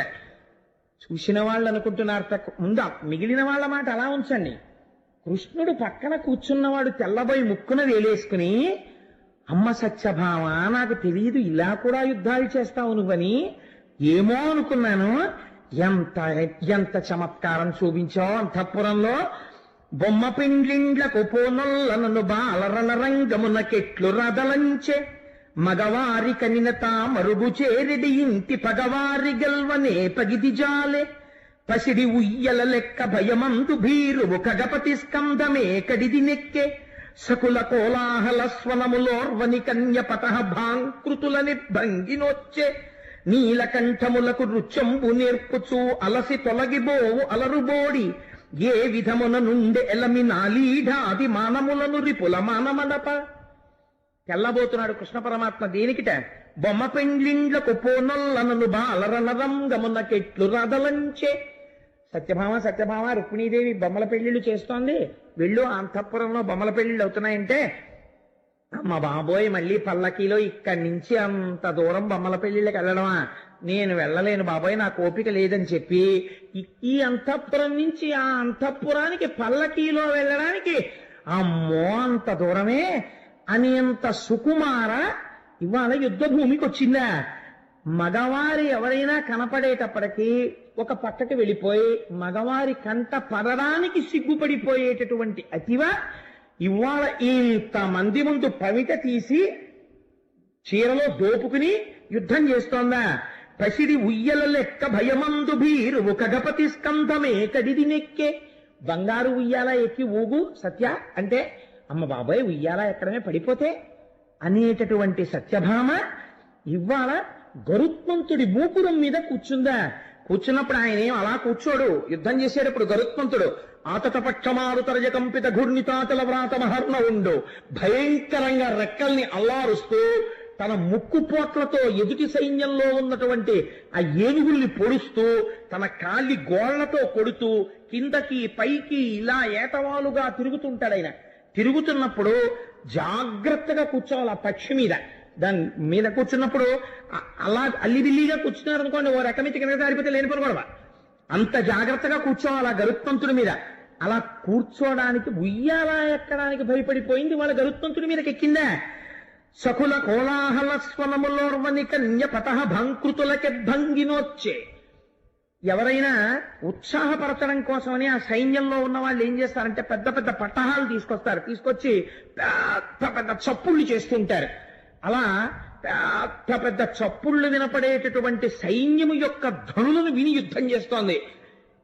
అంతఃపురంలో ఎవరైనా నలుగురు చెలికెత్తెలు కొంచెం గట్టిగా మాట్లాడుకుంటే, అబ్బా అంత గట్టిగా మాట్లాడకండి నేను తట్టుకోలేను తలకాయ నొప్పి వచ్చేస్తుందని. అలాంటిది యుద్ధ భూమిలో ఇంతంత పట్టహాల యొక్క ధ్వని వింటోందా? నీలకంఠములకు నృత్యంబు నేర్పుచు అలసి తొలగిపోవు అలరుబోడి. ఆ నీలకంఠాలంటే నెమళ్ళు. నెమళ్ళకి నాట్యం నేర్పుతూ ఇవాళకి క్లాస్ చాలండి ఇంక కలిసిపోయారు మీకు నాట్యం నేర్పి అని చెప్పి ఓ అరగంట క్లాస్ చెప్పి మిగిలిన క్లాస్ క్యాన్సిల్ చేసేయడానికి అలవాటు పడిపోయిన సత్యభామ ఇవాళ రకరకాల విన్యాసాల ఇటువైపు ఎవరినో చూసి గభాలన ఇటు తిరిగి ఎడంకాలు ముందు పెట్టి కుడికాలు వంచి యుద్ధం, ఇటు తిరిగి యుద్ధం, మండలాకారంగా ధనస్సుని వంచి ఒక్కొక్కసారి ఇలా ధనస్సు పట్టుకుని ఇలా బాణాలు వేయడం. ఏమిటిది? ఎప్పుడు నేర్చుకుంది అసలు? ఎప్పుడు ఎలా చేస్తోంది యుద్ధం? ఏమిటి వీర శృంగార భయ రౌద్ర విస్మయములు ఇన్ని రసాలు ఏకకాలమునందు పోషించేస్తోందని చెప్పి కృష్ణ పరమాత్మంతటి వారు తెల్లబోయి ఆయన అంటారు, వినచక్కగా పట్ట వెరవిరుంగని కొమ్మ బాణానలం బెట్లు పట్టనేర్చే మ్రాకును త్రీగె కూర్పంగ నెరనిలేమ గుణమునే క్రియదను కోటి కూర్చే సరసముచ్చము గృహజాల నియబల ఏ నిపుణత సంధించ నిశిత చరము చిలుకకు పద్యంబు చెప్పనేరని తన్వి అస్త్రమంత్రంబులెన్నడభ్యసించే పలుకుమనిన పెక్కు పలుకని మగుదు ఏగతినొచ్చ సింహ గర్జనములు అనగముర శక్తి త్రిజగదభిరామ గుణధామ చారు సత్యభామ. కృష్ణ పరమాత్మంతటి వారు ఎంత గొప్ప మాటలు వాడారో చూడండి. వీణ చక్కగా పట్ట వెర్రుంగని కొమ్మ బాణాననం బెట్లు పట్ట నేర్చే. వీణ వాయించు సత్య, ఇవాళ నేను చాలా అలిసిపోయాను, ఒక్కసారి నువ్వు వీణ వాయిస్తే సంతోషంగా ఉంటుందంటే ఆ వీణ సరిగ్గా పట్టుకోవడం రాక అటు పెట్టుకుని అసలు వీణ నేర్చుకునేటటువంటి వాడికి వీణ పట్టుకోవడం రావాలి ముందు కదండి. ఆ చేతిని కింద నుంచి తీసి ఆ మెట్ల మీద జాగ్రత్తగా పెట్టి ఆ కుడి చేతి వేలు ఒకదాంతోటే తీగని వాయిస్తూ ఈ మెట్ల మీద ఎడం చెయ్యి కలపగలగాలి. లేకపోతే ఈ చెయ్యి కూడా మీటడమే చేసాయనుకోండి ఇంకా వీణానాదం ఉండదు, అందులో ఏదో భయంకర ధ్వనులు వస్తాయి. అందుకని దాన్ని పట్టుకోవడం అనేటటువంటిది ముందు చాలా అందమైన విషయం. నేను విశాఖపట్నంలో ఉన్నప్పుడు ఒక ఆయన్ని నాకు స్కూటర్ నేర్పండి అని అడిగితే ఆయన అన్నాడు, రేపు పొద్దున్న 9ంటికి మా ఇంటికి రండి కోటేశ్వరరావు, మీకు స్కూటర్ నేర్పుతానన్నాడు. అంటే నేను ఆయన ఇంటికి వెళ్ళాను. ఇంకేముంది ఇవాళ చక్కగా అలా స్కూటర్ ఎక్కి వెళ్ళిపోవడమే నేనని అనుకున్నాను. అంటే ఆయన అన్నాడు, స్టాండ్ తీయండి ముందు అన్నాడు. స్టాండ్ తీసి పడిపోయింది స్కూటర్. అంటే ఆయన అన్నాడు, అలా కాదు, స్టాండ్ తీసేటప్పుడు ఇలా పట్టుకోవాలి, ఇలా లాగాలి అని చెప్పాడు. స్టాండ్ వేయండి అన్నాడు. ఓసారి పడిపోయిందిగా బుద్ధి వచ్చింది. ఎలా వేయాలో దాన్ని ఈడిచేశాను వెనక్కి. ఈడిచేస్తే అలా కాదు, కుడికాలతో స్టాండ్ని భూమి మీదకి నొక్కి బండిని తేల్చాలి అని. ఓ 4 మాటలు స్టాండ్ తీయండి, స్టాండ్ వేయండి చెప్పి రేపు రండి అన్నాడు. నీ అసాధ్యం కూడా నేర్పలేదా అంటే నేర్పాడా అంటే నా కోరిక తీరలేదు. నేనేదో ఇలా కిక్కు కొట్టి అలా వెళ్ళిపోవడమే అనుకున్నాను. ఇదేంటి స్టాండ్ అయ్యి నేర్పు వదిలేశాడు అని అనుకున్నాను. కానీ అలా నేర్పాడు కాబట్టి జాగ్రత్తగా వచ్చిందేమో, అది వేరు మాట అనుకోండి. కాబట్టి కృష్ణ పరమాత్మ అంటారు, వీణ చక్కగా పట్ట వెరుంగని కొమ్మ బాణాననం బెట్లు పట్ట నేర్చి. వీణ పట్టుకో అంటే వీణ పట్టుకోవడం సరిగ్గా రానటువంటి సత్యభామ ఇవాళ ఈ బాణ పరంపర ఎలా పట్టుకోగలుగుతోంది? ఒక పెద్ద చెట్టుకి తీగని జాగ్రత్తగా అలా అలవోకగా అది ఎక్కేటట్టుగా ఏర్పాటు చేయి అంటే ఆ తీగని అలా ఎలా పెట్టాలండి చెట్టుకి అని అడిగేది. అటువంటిది ఇవాళ ఇంత భయంకరమైనటువంటి యుద్ధంలో ఈ ధనస్సుని ఎలా పట్టుకుంటోంది? 4 ముత్యాలు అక్కడ పెట్టి ఓ దారానికి గుచ్చు అంటే ముత్యానికి దారం ఎక్కించేటప్పుడు ఒక గమ్మత్తు ఉంటుంది. ఎక్కించడం అలవాటు ఉన్నవాడైతే ముందేం చేస్తాడు, ముత్యం ఎక్కించేయడు, దారం చివరి ముడేస్తాడు ఎక్కించిన ముత్యం జారిపోకుండా. లేకపోతే ఏమవుతుంది, ఓ ముత్యం ఎక్కించేసి రెండో ముత్యం ఎక్కించడానికి ఇలా ఇలా ఇలా ఇలా ఇలా పైకెత్తాడు అనుకోండి, ఈ ముత్యం జారిపోతుంది. ఎప్పుడూ ఓ ముత్యమే ఉంటుంది దారానికి. అలా అంటుంటే కృష్ణుడు చూసి నవ్వేవాట, అదేం ముత్యాలు ఎక్కించడం, కింద ముడేయాలి సత్య అని. ఓహో ముడేయాలా, ముడేలా వేయాలో అనేది. అంటే ఇలా వేయాలంటే వేలు కట్టేసుకునేది. అప్పుడు అన్నీ నేర్పుకున్నాడు మహానుభావుడు. ముత్యాలు ఎక్కించడం రానటువంటి స్త్రీ ఇవాళ ఏ నిపుణతతో ఇన్ని అస్త్రాల్ని ఇన్ని మంత్రాల్ని చదివి ఇలా ప్రయోగం చేసేస్తోంది బాణాలు. చిలుకకు పద్యంబు చెప్పనేరని తన్వి అస్త్రమంత్రంబులెక్కడ అభ్యసించే. ఓ చిలుకని తీసుకొచ్చి కూర్చోపెట్టో పద్యం నేర్పమంటే అసలు అలా ఉంటాయా అండి అని అడిగే రోజులు వచ్చేసాయి అనుకోండి. ఇప్పుడు చిలకలు ఎక్కడ ఉన్నాయి? చిలకలకు పద్యాలు నేర్పడం మాట దేవుడు వీళ్ళకే రావు పద్యాలు. కాబట్టి ఇప్పుడు ఇంక చిలకకి పద్యాలు నేర్పడం అన్న ప్రశ్నే లేదు, గొడవే లేదు అసలు. అందులో చిలకలకి ఓ గొడవ వదిలిపోయింది, నేర్చుకోక్కర్లేదు. వాటికి వచ్చింది ఏదో వాటికి ఉంటే చాలు. కాబట్టి చిలుకకి ఒక పద్యం నేర్పడంలో అలిసిపోయేటటువంటి స్వభావం ఉన్నటువంటి సత్యభామ ఇవాళ ఇన్ని అస్త్రముల యొక్క మంత్రాలని ఎలా జ్ఞాపకం తెచ్చుకుని వెయ్యగలుగుతోంది? ఏమైనా కాసిన కబుర్లు చెప్తూ అంటే ఇది సాధారణంగా వివాహమైనటువంటి కొత్తల్లో ఉండేటటువంటి సందర్భం. ఆ భర్తకి ఏదో వినాలని ఉంటుంది, అందుకని ఏమైనా చెప్పు అంటాడు. అంటే ఏం చెప్పను అంటుంది ఆవిడ. ఏం చెప్పను కాదు, ఏమైనా చెప్పు అంటాడు. ఏమైనా చెప్పు అంటే ఏం చెప్పనంటుంది ఆవిడకు మొహమాట. అందుకని ఆయనకు ఒక అభిప్రాయం ఏర్పడుతుంది, ఎక్కువ మాట్లాడదు అంటాడు. అది చెప్పమనగానే ఇంకా 2 గంటలు శుక్లాంబరధరం విష్ణు శశివర్ణం చతుర్భుజాన్ని మొదలెట్టేసింది అనుకోండి, అప్పుడు ఆయన భయపడతారు కూడా. బాబా ఇదేంటి ఇలా స్వస్తి అప్పుడేం చెప్తుందో, ఈవిడికి కోటేశ్వరారు ఉపన్యాసాలు ఎక్కువ వినే అలవాటు ఉందో ఏమిటో అనుకుంటారు కదా. అందుకని తక్కువ మాట్లాడే లక్షణం అంటే ఆ దాంపత్య ధర్మాన్ని ఎంత మనస్సులో అవగాహన చేసుకుని ఎంత దర్శనం చేసి రచన చేస్తున్నారో చూడండి పోతన గారు. అది అందుకే ఆ కవి చూడనటువంటి చోటు ఉండదు, తాను మానసిక దర్శనం చేస్తాడు. సత్యభామ కృష్ణుల యొక్క దాంపత్య జీవితములో వాళ్ళిద్దరూ ఏం మాట్లాడుకుంటారో, ఆవిడ ఏం తక్కువ మాట్లాడుతుందో కూడా తాను ఆలోచించి పద్యరచన చేయగలుగుతున్నారు పోతన గారు. ఇది వారి ప్రౌఢిమ, వారి మానసిక ఉపాసన బలం మహానుభావుడిది. కాబట్టి అలా మాట్లాడమంటే ఎక్కువ మాట్లాడనటువంటి పిల్ల ఇవాళ ఏం చేస్తోంది? మామూలుగా యుద్ధం చేయరు, నిశ్శబ్దంగా మాట్లాడకుండా యుద్ధం చేయరు. యుద్ధం చేసేటప్పుడు వాడేదో అరుస్తాడు, ఆడు అనో పెద్ద కేకేస్తారు, సింహగర్జనలు చేస్తుంటారు. ఇంతంత సింహగర్జనలా, ఇంతంత అరుపుల నోర్మోయ్ అని అరుపేసి అరుపరిచి ఓ బాణం వేస్తుంటుంది. ఏమిటి అరుపులు ఏమిటి, కేకలు ఏమిటి, సింహగర్జనలు ఏమిటి, ఏమిటి సత్యభామే అని హడిలిపోతున్నాడు ఆయన చూసినటువంటి వాడు. అనగమెర్రసె త్రిజగదభిరామ గుణధామ చారు సత్యభామ సత్యభామ. ఈ విధంగా 3 లోకములలో ఉన్న వాళ్ళు కూడా తెల్లబోయేటటువంటి రీతిలో అందరూ ఆశ్చర్యపోయి చూసేటట్టుగా సత్యభామ యుద్ధం చేస్తోంది. జావల్లీధని గర్జనంబుగా సురల్ సారంగా యుధంబున ఆ వల్లింద్ర శరాసనంబుగా సరోజక్షుండు మేఘంబుగా తా విద్యుల్లత భంగి నింటి సురజిద్దావాగ్ని మగ్నంబుగా బ్రావృత్కాలము చేసే పానచయ మంభశ్రీ కరశ్రేణిగాన్. పోతన గారి ఊహలే వేరుగా ఉంటాయి. ఆవిడ చేసేటటువంటి యుద్ధంలో కృష్ణ పరమాత్మయే మేఘం, ఆవిడే ఆ మేఘం మధ్యలో ఉన్నటువంటి మెరుపు తీగ. ఎందుకంటే వాళ్ళిద్దరూ కూర్చుని ఉన్నారు కాబట్టి. ఆవిడ చేతిలో పట్టుకున్నటువంటి ధనస్సే ఇంద్రధనస్సు, ఆవిడ చేతిలోంచి వస్తున్నటువంటి బాణ పరంపరలే వర్షధారలు. ఈ వర్షధారల కోసమే చూస్తున్న చాతక పక్షులు దేవతలు. ఈ వర్షధారలలో తడిసిపోతున్నటువంటి దావాగ్ని వంటి వారు రాక్షస సైన్యం. కాబట్టి ఈ అగ్నిహోత్రాన్ని చల్లారుస్తోంది, దేవతల యొక్క కోరికే తీరుస్తోంది. అంటే ఎన్ని లక్షల మంది సైన్యాన్ని తెగటార్చిందో ఆ తల్లి, ఇంతమందిని చంపుతోంది. చంపుతుంటే ఏడుస్తున్న వాళ్ళు చాలా మంది ఉన్నారు, ఉల్లాసపడుతున్నవాడు ఒక్కడున్నాడు. ఎవరు? కృష్ణ పరమాత్మ. ఆశ్చర్యపోతున్నాడు ఆయన. రాకేందు బింబమై రవిబింబమయ్యొప్పు నీరజాతేక్షణ నిమ్మొగంబు కందర్పకేతువై ఘనధూమకేతువై అలరుపు బోడిచే లాంచలంబు భావసు పరిధియై ప్రళయార్కు పరిధియై మెరయునా కృష్ణయై మెలత చాప అమృత ప్రవాహమై అనల సందోహమై తనరారు ఇంటి సందర్శనంబు హర్షదాయి మహాదోషదాయి పరచు ముద్దరాలి బాలవృష్టి హరికి నరికి జోడ అందంద శృంగార వీరరసములోలి విస్తరిల్ల. గొప్ప సీస పద్య రచన చేశారంటే నిజంగా పోతనామాచ్యుల వారు. రాకేందు బింబమై, పూర్ణమైనటువంటి చంద్రుడు పౌర్ణమి నాడు ఎలా ఉంటాడో ఆ చంద్రబింబాన్ని చూస్తున్నప్పుడు మనస్సంత ఉల్లాసంగా ఉంటుంది. పై ఎంత బాగున్నాడు రా చంద్రుడు అంటారు.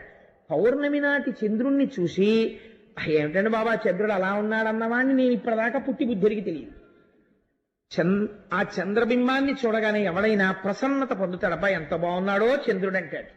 అలా కృష్ణ పరమాత్మకి పూర్ణ చంద్రబింబంలా కనపడుతోందట, రాక్షసులకి మధ్యందిన మార్తాండ బింబంలా కనపడుతోందట ఆవిడ ముఖం. కందర్పకేతువై ఘనధూమకేతువై అలరుపు బోడిచే లాంచలంబు. ఆ యుద్ధం చేసేటప్పుడు వంగి ఆ బాణపరంపర వేస్తుంటే ఆ దోపుకున్నటువంటి పవిట ఆ చీరలోంచి బయటికి వచ్చి ఎగిరింది. ఇలాగా ఎగిరితే ఆవిడ ఒక్కసారి మళ్ళీ తీసి ఇలా చుట్టుకుంది, ఇలా దోపుకుంది. ఆ ఎగిరినటువంటి పవిట రాక్షసులకేమో ఏదో తోక చుక్క కనపడినట్టుగా కనపడింది, వాళ్ళ పాలిట దుష్యకులం కింద. కృష్ణ భగవానుడికి మాత్రం అలా చూసేటప్పటికీ కందర్పకేతువై మన్మధుడి జెండాలా కనపడింది. భావజు పరిధియై ప్రళయార్కు పరిధియై మెరయునా కృష్ణయై మెలత చాప. ఆ తల్లి యుద్ధం చేస్తున్నప్పుడు ఆవిడ ముఖమండలమునందుండేటటువంటి దీప్తి, ఆ కాంతి, గుండ్రమైన కాంతి చూసేటటువంటి రాక్షసులకేమో ప్రళయకాలంలో ఉదయించినటువంటి సూర్యబింబం చుట్టూ ఏర్పడినటువంటి పరివేశంలా కనపడుతోందిట. పక్కనే కూర్చున్నటువంటి కృష్ణ భగవానుడికేమో మన్మధుడు ఏర్పరిచినటువంటి వలయంలా కనపడుతోందిట. అమృత ప్రవాహమై కృష్ణుడికేమో అమృత ప్రవాహంలా కనపడుతోందిట ఆవిడ. అనల సంతోహమై అగ్నిపుంజంలా రాక్షసులకు కనపడుతోందిట. తనరారు ఇంటి సందర్శనంబు హర్షదాయి అయి మహారోషదాయి అయి పరచు ముద్దరాలి బాణవృష్టి. ఒకరికేమో సంతోషాన్ని కల్పిస్తోంది, వాళ్ళందరికీనేమో దుఃఖాన్ని కల్పిస్తోంది. ఇలా హరికి చూడ హరికి సంతోషాన్ని కల్పిస్తోంది, శత్రువులకి బాధ కల్పిస్తోంది. ఇటువంటి భయంకరమైనటువంటి యుద్ధం చేసి చెమట పట్టేసి ముంగురులన్నీ నుదుటు కంటికి పోయినటువంటి సత్యభామ వంక చూసి అప్పటికే అందరూ నిహతులైపోయారు. నరకాసురుడు మాత్రం ఇంకా ప్రాణాలతో నిలబడి ఉన్నాడు. కృష్ణుడి చూసి, సత్య, నీ యుద్ధానికి నేను ఎంతో పొంగిపోయాను. ఇంటికి వెళ్ళిన తరువాత నీకు ఎన్ని ఆభరణములు కావాలో కోరుకో, అన్ని ఆభరణములను నీకు బహుమానం చేస్తాను. ఇంకా ధనస్సు ఇచ్చే, అలిసిపోయావు నువ్వు, ఇంకా అలిసిపోతుంటే నేను చూడలేకపోతున్నాను అని ఆ ధనస్సు పుచ్చుకున్నాడు. పుచ్చుకుంటే నరకాసురుడు అన్నాడు, చేతకాని వాడివై భార్య యుద్ధం చేస్తూ ఉంటే నువ్వు పక్కన కూర్చున్నావు, మా రాక్షస వీరులు ఎందుకు వేయలేదో తెలుసా అస్త్రాలు శస్త్రాలును, ఆడదాని మీద యుద్ధం ఏమిట్రా అని ఊరుకున్నారు. పౌరుషం ఉన్నవాడివైతే ఇప్పుడు రా యుద్ధానికి అన్నాడు. ఆరిపోయే దీపానికి వెలుతురు ఎక్కువ, చచ్చిపోయేటటువంటి వాడికి అరుపులు ఎక్కువ. కాబట్టి ఈ మాట అన్న తర్వాత కృష్ణ పరమాత్మ నిన్ను నిర్జించడానికే కదా నేనొచ్చింది అని ఆ చేతిలో ఉండేటటువంటి సుదర్శన చక్రాన్ని ప్రయోగించారు. ప్రయోగించగానే సుదర్శన చక్రధారల చేత త్రుంపబడినటువంటి నరకాసురుడి యొక్క శిరస్సు కుండలములు ప్రకాశిస్తుండగా డుళ్ళి నేల మీద పడిపోయింది. పడిపోతే ఇక్కడ పోతన గారు మొత్తం నరకాసుర వధకి సంబంధించినటువంటి ఒక గొప్ప రహస్యాన్ని తీసుకొచ్చి ఒక పద్యంలో పెట్టేశారు. ఇల్లాలింగిటి అయిన కాలమున మున్నేనంచు ఘోషింతువో తల్లి, నిన్ను తలంచి అయిన ఇచటన్ నన్ను కృపంకావకే చల్లంబోతల త్రించనంచు నిలనాక్షేపించు చందంబునన్ త్రెళ్ళెన్ చప్పుడు కాక భూమి సుతుడు దీప్తాహమక్షోణిపై. ఆ తల తెగిపోయి కింద పడిపోతున్నప్పుడు భూమికి తగిలేటప్పుడు అమ్మని పరిహాసం ఆడినట్టుందిట. అమ్మా, కిటియై ఆదివరాహమూర్తిగా ఉన్నప్పుడు నిన్ను భార్యగా స్వీకరించాడుగా భూదేవిని, నిన్ను భార్యగా స్వీకరిస్తే కదా నేను కొడుకుగా పుట్టాను. నా భార్య చూస్తోంది, తల్లి కళ్ళ ముందు కొడుకుని చంపేయడమా అని కూడా చూడకుండా ఆదివరాహావతారంలో ఆయన భార్యని అని చెప్తుంటావుగా, మరి నీ కళ్ళ ముందు నీ కొడుకుని చంపేస్తుంటే ఇప్పుడు ఏమనగలిగావు అని తల్లిని దెప్పి పొడిచాడా అన్నట్టుగా తల భూమి మీద పడిపోయింది అన్నారు. ఎంత చమత్కారమైనటువంటి పద్యమో చూడండి. రాక్షస సంహారం జరిగినప్పుడు ఇటువంటి పద్యం అరుదుగా రాస్తారు. ఇలా ఎందుకు జరిగింది అంటే, ఇప్పుడు మీరు దీన్ని ఒక్కసారి ఒక్కొక్కచో అయితే ఒక మాట చెప్తుంటారు, సత్యభామయే నిర్జించినది నరకాసురుణ్ణి. సత్యభామయే నిర్జించిన నరకాసుర సైన్యాన్నంతటినీ నామమాత్రావశిష్టం చేసేశాక కృష్ణుడు నిర్జించిన ఒకటే. ఇప్పుడు మీరు ఒక్క విషయాన్ని జాగ్రత్తగా సమన్వయం చేసుకుంటే నేను ముందు మిమ్మల్ని అడిగినటువంటి ప్రశ్నలన్నింటికీ జవాబు దొరుకుతుంది నరకాసుర వధలో. ఇప్పుడు దేవతలందరూ ఏం చేశారు అంటే, ఆకాశంలో దేవతలందరూ వారి వారి లోకముల యందు దీపములు వెలిగించారు. నరకాసురుడు మరణించినాడు అని పరమ సంతోషంతో. ఎందుకలా నరకాసురుడు చచ్చిపోతే దీపాలు వెలిగించడం ఎందుకు? వాడు చచ్చిపోయి కూడా అమావాస్య నాడు చచ్చిపోయాడు. దీపావళి అమావాస్య అని కదా అంటాం కార్తీక మాసం దగ్గర. అందుకని అమావాస్య నాడు మరణించాడు వాడు. దీని వెనకాతల ఉండేటటువంటి రహస్యాన్ని మీరు జాగ్రత్తగా అర్థం చేసుకునే ప్రయత్నం చెయ్యండి. నిజంగా ఈ నరకాసురుడన్నవాడు ఎక్కడ ఉంటాడు అంటే, నరకాసురుడన్నవాడు ఎక్కడో ఉండడు, ఇక్కడ ఉంటాడు. అదేమిటంటే అలా అన్యాయంగా మాట్లాడారు ఇంత విన్న తర్వాత అని మీరు అనుకోకండి. నరకాసురుడు అంటే, నరకాసురుడు ఎవరికి జన్మించాడు? ఆదివరాహమూర్తికి భూదేవికి కలిసి జన్మించాడు. అంటే ప్రకృతి పురుషుల యొక్క సంయోగ ఫలితమే నరకాసురుడు. ఎవరు జన్మించినా అంతే కదండి, ప్రకృతి పురుష సంయోగము చేతనే కదా ఎవరు జన్మించినా. కాబట్టి జన్మించినప్పుడు గర్భమునందుండగా వాడికి పూర్వజన్మ స్మృతి ఉన్నది, జ్ఞానం ఉన్నది. ప్రసూతి వాయువు తోసేయగానే వాడిని అజ్ఞానం పట్టుకుంటుంది. వాడు అసలు మొట్టమొదటి ఎక్కడున్నవాడు నరకాసురుడు? వాడు ప్రాగ్జ్యోతిషపురంలో ఉన్నాడు. వాడికి తల్లి ఎవరు? భూదేవి. మనకందరికీ తల్లి ఎవరు? భూదేవి. అదేమిటంటే మా అమ్మగారు ఉన్నారు కదా, మరి భూదేవి తల్లి ఎలా అవుతుంది అని మీరు నన్ను ప్రశ్న వేయచ్చు. పోషణ ఎవరు చేస్తారో వారిని తల్లి అని పిలుస్తారు. పోషణ పృథివి చేస్తోంది. ఎందుచేత? అమ్మ పాలివ్వాలనుకోండి, అమ్మ పాలివ్వాలంటే అమ్మ పోషకాహారం తింటే కదా పాలిస్తుంది. అమ్మకి ఆహారం ఎక్కడి నుంచి వస్తుంది? పృథివిలో నుంచి వస్తుంది. పృథివీ వికారమైన ఒక యాపిల్ పండును అమ్మ తింటే ఆ పృథివీ వికారమైన యాపిల్ పండు అమ్మ దగ్గర పాలగా మారుతున్నాయి. ఆ పాలు పృథివీ వికారమైన ఈ శరీరం పుచ్చుకుని మళ్ళీ ఇంకొంచెం పృథివీ వికారంగా పెరుగుతోంది, పెద్దదవుతోంది. కాబట్టి ఇప్పుడు అందరినీ పోషించేది ఎవరు? అమ్మ పోషిస్తోంది. కాబట్టి భూదేవి అమ్మ. వీడేమన్నాడు? నాకు అమ్మ ఎవరో తెలియడం లేదు అన్నాడు. కాబట్టి దేన్ని వదిలిపెట్టాడు? ప్రాగ్జ్యోతిషపురాన్ని విడిచిపెట్టి వాడు మాహిష్మతీపురంలో ఎక్కువ గడుపుతూ ఉండేవాడు. ప్రాగ్జ్యోతిషము, ప్రాక్ అంటే పూర్వకాలమనందు ఎప్పుడూ ఉన్నది, మొదటి నుంచి ఉన్నది. జ్యోతిష్ అంటే ఏదది? ఇక్కడే ఉన్నటువంటి ఆత్మవస్తువు. ఈ ఆత్మవస్తువుని తెలుసుకోవడానికే మనం ఇందులోకి వచ్చాం. ఇందులో ఉండి ఈశ్వరుని యొక్క అనుగ్రహాన్ని పొందడానికి, ఈశ్వర దర్శనమును పొందడానికి ఇందులోకి వచ్చాం. కానీ ఇందులోకి రాగానే వాడు ఏం చేశాడు? ప్రాగ్జ్యోతిషపురానికి దూరంగా ఉండడం మొదలుపెట్టాడు. మాహిష్మతీపురానికి వెళ్ళాడు. మాహిష్మతి అంటే మహిష ప్రకృతి, దున్నపోతు యొక్క లక్షణం.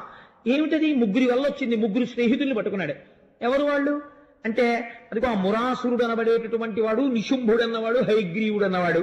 సత్వ రజస్తమో గుణములు అనేటటువంటి 3 గుణములతో స్నేహాన్ని ఏర్పాటు చేసుకున్నాడు. ఎప్పుడు ఈ 3 గుణాలలో తిరుగుతున్నాడు. ప్రాగ్జ్యోతిషపురం నుంచి మాహిష్మతీపురానికి వచ్చేసాడు. ఇప్పుడు వీడేం కోరుకున్నాడు? చతుర్ముఖ బ్రహ్మగారి గురించి తపస్సు చేశాడు. తపస్సు చేస్తే బ్రహ్మగారు ప్రత్యక్షం అయ్యారు. నీకేం కావాలి అని అడిగారు. ఇది భాగవతాంతర్గతం కాదు, నేను ఇతర పురాణాల్లోంచి అనుసంధానం చేస్తున్నాను. ఒక పూర్ణత్వం రావడం కోసం కథకి. బ్రహ్మగారు నీకేం కావాలి అని అడిగారు. నాకు మరణం ఉండకూడదు అన్నాడు. అంటే ఈ మాట చాలా మంది అడిగారు, అది ఇవ్వడం కుదరదు. ఇంకో మాట అడుగన్నారు. అంటే వాడు వెతుక్కుంటున్నాడు, ఏం అడుగుదాం. బ్రహ్మగారు అన్నారు, ఒక భయం నీకు లేదుగా, అమ్మ చేతిలో చచ్చిపోతావని నీకు వరం ఇస్తాను, అమ్మ పుచ్చుకుంటావా అన్నారు. అంటే వాడనుకున్నాడు, అమ్మకి పెంచడం తెలుసు తప్ప అమ్మకి చంపడం తెలియదు కదా, కాబట్టి నాకు చావు లేదని అలాగే ఈ వరం అన్నాడు. కాబట్టి నువ్వు మీ అమ్మ చేతిలోనే చచ్చిపోతావురా అని వరం ఇచ్చాడు చతుర్ముఖ బ్రహ్మగారు. వీడిప్పుడు అమ్మ చేతిలో చచ్చిపోతాను కాబట్టి నా తల్లి ఎవరు అని వెతకడం మొదలెట్టాడు. తెలుసుకోలేకపోయాడు. ఆఖరికంటే అజ్ఞానంలో ఉన్నాడు. మహిష్మతీపురంలో, ప్రాగ్జ్యోతిషపురంలో ఉంటే వాడికి తెలిసిపోను ఆవిడే నా తల్లి అని. వాడు తెలుసుకోలేకపోయాడు. తెలుసుకోలేక ఇప్పుడు ఏం చేశాడు అంటే అదితి కుండలములను అపహరించాడు. అదితి కుండలములను అపహరించడం అంటే ఏమిటో తెలుసా అండి? ఏదో వాళ్ళ ఇంట్లోకి వెళ్ళి ఆవిడ చెవులకు పెట్టుకున్నటువంటి ఆభరణాలు తీసి పెట్టిలో పెడితే వీడు వెళ్ళి ఆ పెట్టి తీసేసి ఆ ఆభరణాలు ఎత్తుకొచ్చేసాడు అనుకోండి. అది అంత పెద్ద విశేషం పురాణంలో చెప్పుకుని పోతనగారు ఆంధ్రీకరించవలసిన విషయమును నేను మీకు చెప్తే మీరు అందరూ వినవలసిన విషయం ఏమిటండి? అదితి కుండలములను అపహరించుట అంటే ఏమిటో తెలుసా? దితి అంటే ఖండం, అదితి అంటే ఖండము కానిది, అంటే ముక్క కానిది. ముక్క కానిది ఏది చెప్పండి? ఆకాశం. మీరు ఇప్పుడు ఈ తివాచీను ముక్క చేస్తానన్నారు అనుకోండి, చేయగలరు. లేకపోతే నీటిని 2 ముక్కలు చేస్తాను అన్నారు అనుకోండి, చెయ్యొచ్చు. ఐస్ కింద చేసి విడగొట్టచ్చు. కానీ మీరు ఆకాశాన్ని ముక్కలు చెయ్యండి, మీరు చేయలేరు ఆకాశాన్ని. ఆకాశం ఎప్పుడు ఏకత్వంతోనే ఉంటుంది. అదితి అంటే ఖండము కానిది, ఖండము కానిది ఆకాశము. ఇప్పుడు ఈ ఆకాశానికి 2 కుండలాలు ఉన్నాయి ప్రకాశిస్తూ. ఏమిటవి? సూర్యుడు, చంద్రుడు. ఈ సూర్యచంద్రులు ఇద్దరు గమనము, కదులుతుంటారు.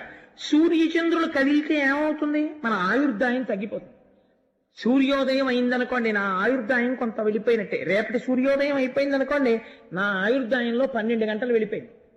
రేపు సూర్యాస్తమయం అయిందనుకోండి, నా ఆయుర్దాయంలో ఇంకో 12 గంటలు వెళ్ళిపోయింది. చంద్రోదయ చంద్రాస్తమయములు, సూర్యోదయ సూర్యాస్తమయాల్లో ఆయుర్దాయం వెళ్ళిపోతోంది. వీడేమంటున్నాడు?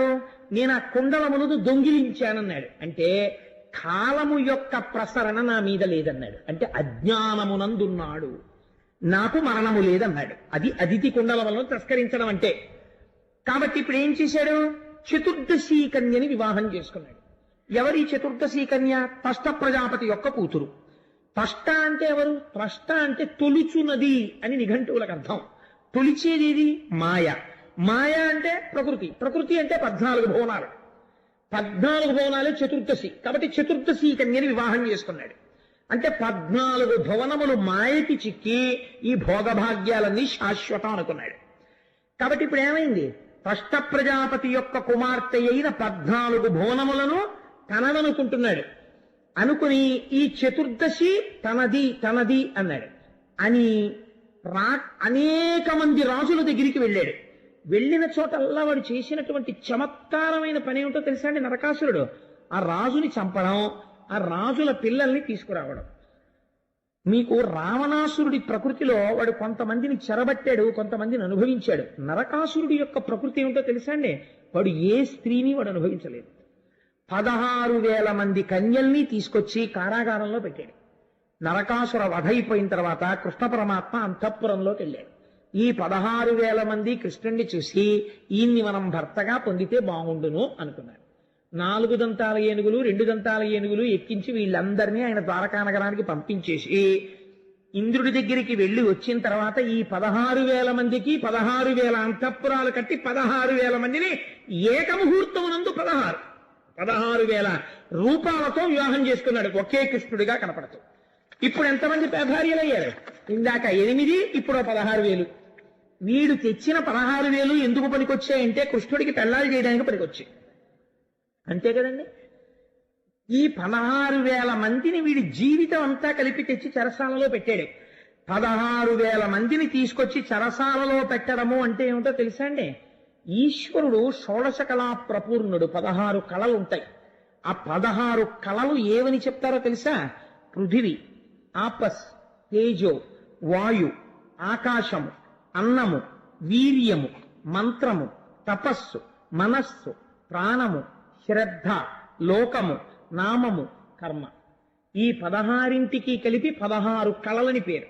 ఈ 16గా ఈశ్వరుడు కనపడితే సకల అని పిలుస్తారు. ఈ 16 లేకుండా నిర్గుణుడుగా ఆత్మగా కనపడితే నిష్కళ అని పిలుస్తారు. ఇప్పుడు వీడేం చేశాడు? ఈ 16 ఈశ్వరుడి యొక్క కళలివి. పృథివీ మనం సృష్టించలేదు, వాయువు మనం సృష్టించలేదు, నీరు మనం సృష్టించలేదు. కానీ ఇవన్నీ నావి అన్నాడు. చెరసాలలో బంధించాడు. నాకు మృత్యువు లేదు, ఇవన్నీ నావి అన్నాడు. ఇవన్నీ ఈశ్వరుడివి అనలేదు. 16 కళలని రకరకాలుగా నామనుకోవడమే 1000 అంటే అనంతమని పేరు సంస్కృతంలో. అందుకే ఎవరికి చెప్పినా 1000 నామాలే. విష్ణు సహస్రం, లలితా సహస్రం, లక్ష్మీ సహస్రం. ఎవరికన్నా సహస్రం నుంచి ఉండడం ఏంటి అంటే సహస్రం అని ఎందుకంటారంటే అనంతం. ఆ నామాలు ఇంకంతకన్నా చెప్పలేం. ఎన్ని నామాలు ఆయన నామాలే. సహస్రం అంటే 16,000 అయ్యాయి. అంటే ఎన్ని మాటలు నావి అన్నాడో అన్ని మాటలు వాడివి కావు, ఈశ్వరుడివి. ఈ 16 కళలు 16,000 మంది కన్యలు. వాళ్ళు ఎవరికి చెందినవారు? ఈ 16 మనవి కావు, ఈ 16 ఈశ్వరుడివి. రామకృష్ణ పరమహంసని ఒక శిష్యుడు అడిగాడు, భగవంతుడు ఎప్పుడైనా పక అని అవుతాడా అండి అని అడిగాడు. అడిగితే రామకృష్ణ పరమహంస అన్నారు, నవ్వకపోవడం ఏమిటి? ఆయనకి ఉదయం సబ్ రిజిస్ట్రార్ ఆఫీస్ తెలిసిన దగ్గర నుంచి రిజిస్ట్రార్ ఆఫీస్ క్లోజ్ చేసేసే వరకు ఆయనకి అదే పని నవ్వుతాడు. రిజిస్ట్రార్ ఆఫీస్ తెరవడానికి, రిజిస్ట్రార్ ఆఫీస్ క్లోజ్ చేయడానికి భగవంతుడు నవ్వడానికి సంబంధం ఏంటండి అని అడిగారు. అడిగితే రిజిస్ట్రార్ ఆఫీస్ తెలిస్తే ఏం చేస్తాం? మనం కొనుక్కున్న భూమిని రిజిస్ట్రార్ గారిని తీసుకొచ్చి ఇదేనండి ఇక్కడ 400 గజాలు కొనుక్కున్నానని పెట్టి కొలిచి చూపిస్తాం.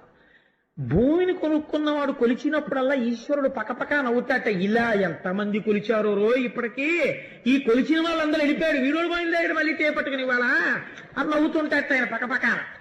అందుకని భూమి నీదా, వాయువు నీదా, జలం నీదా? ఏది నీది? ఏది నీది కాదు, నావి అంటున్నాడు. ఎన్ని మాటలు నావన్నాడో అన్ని అనంతాలయ్యాయి. కాబట్టి 16,000 మంది కన్యల్ని చెరసాలలో పెట్టాడు. 16,000 మంది మాకు కృష్ణుడు భర్త అన్నారు. అంటే ఈ 16 కళలు ఈశ్వరుడివి అన్నారు. అందుకని 16,000 కళల్ని తనవిగా స్వీకరించాడు. అంటే అనంతముగా కనపడేటటువంటి ఈ విభూతులన్నీ ఈశ్వరుడికి చెందినవి అని చెప్పడం. అందుకని 16,000 మంది మళ్ళీ కృష్ణుడికే భార్యలయ్యారు.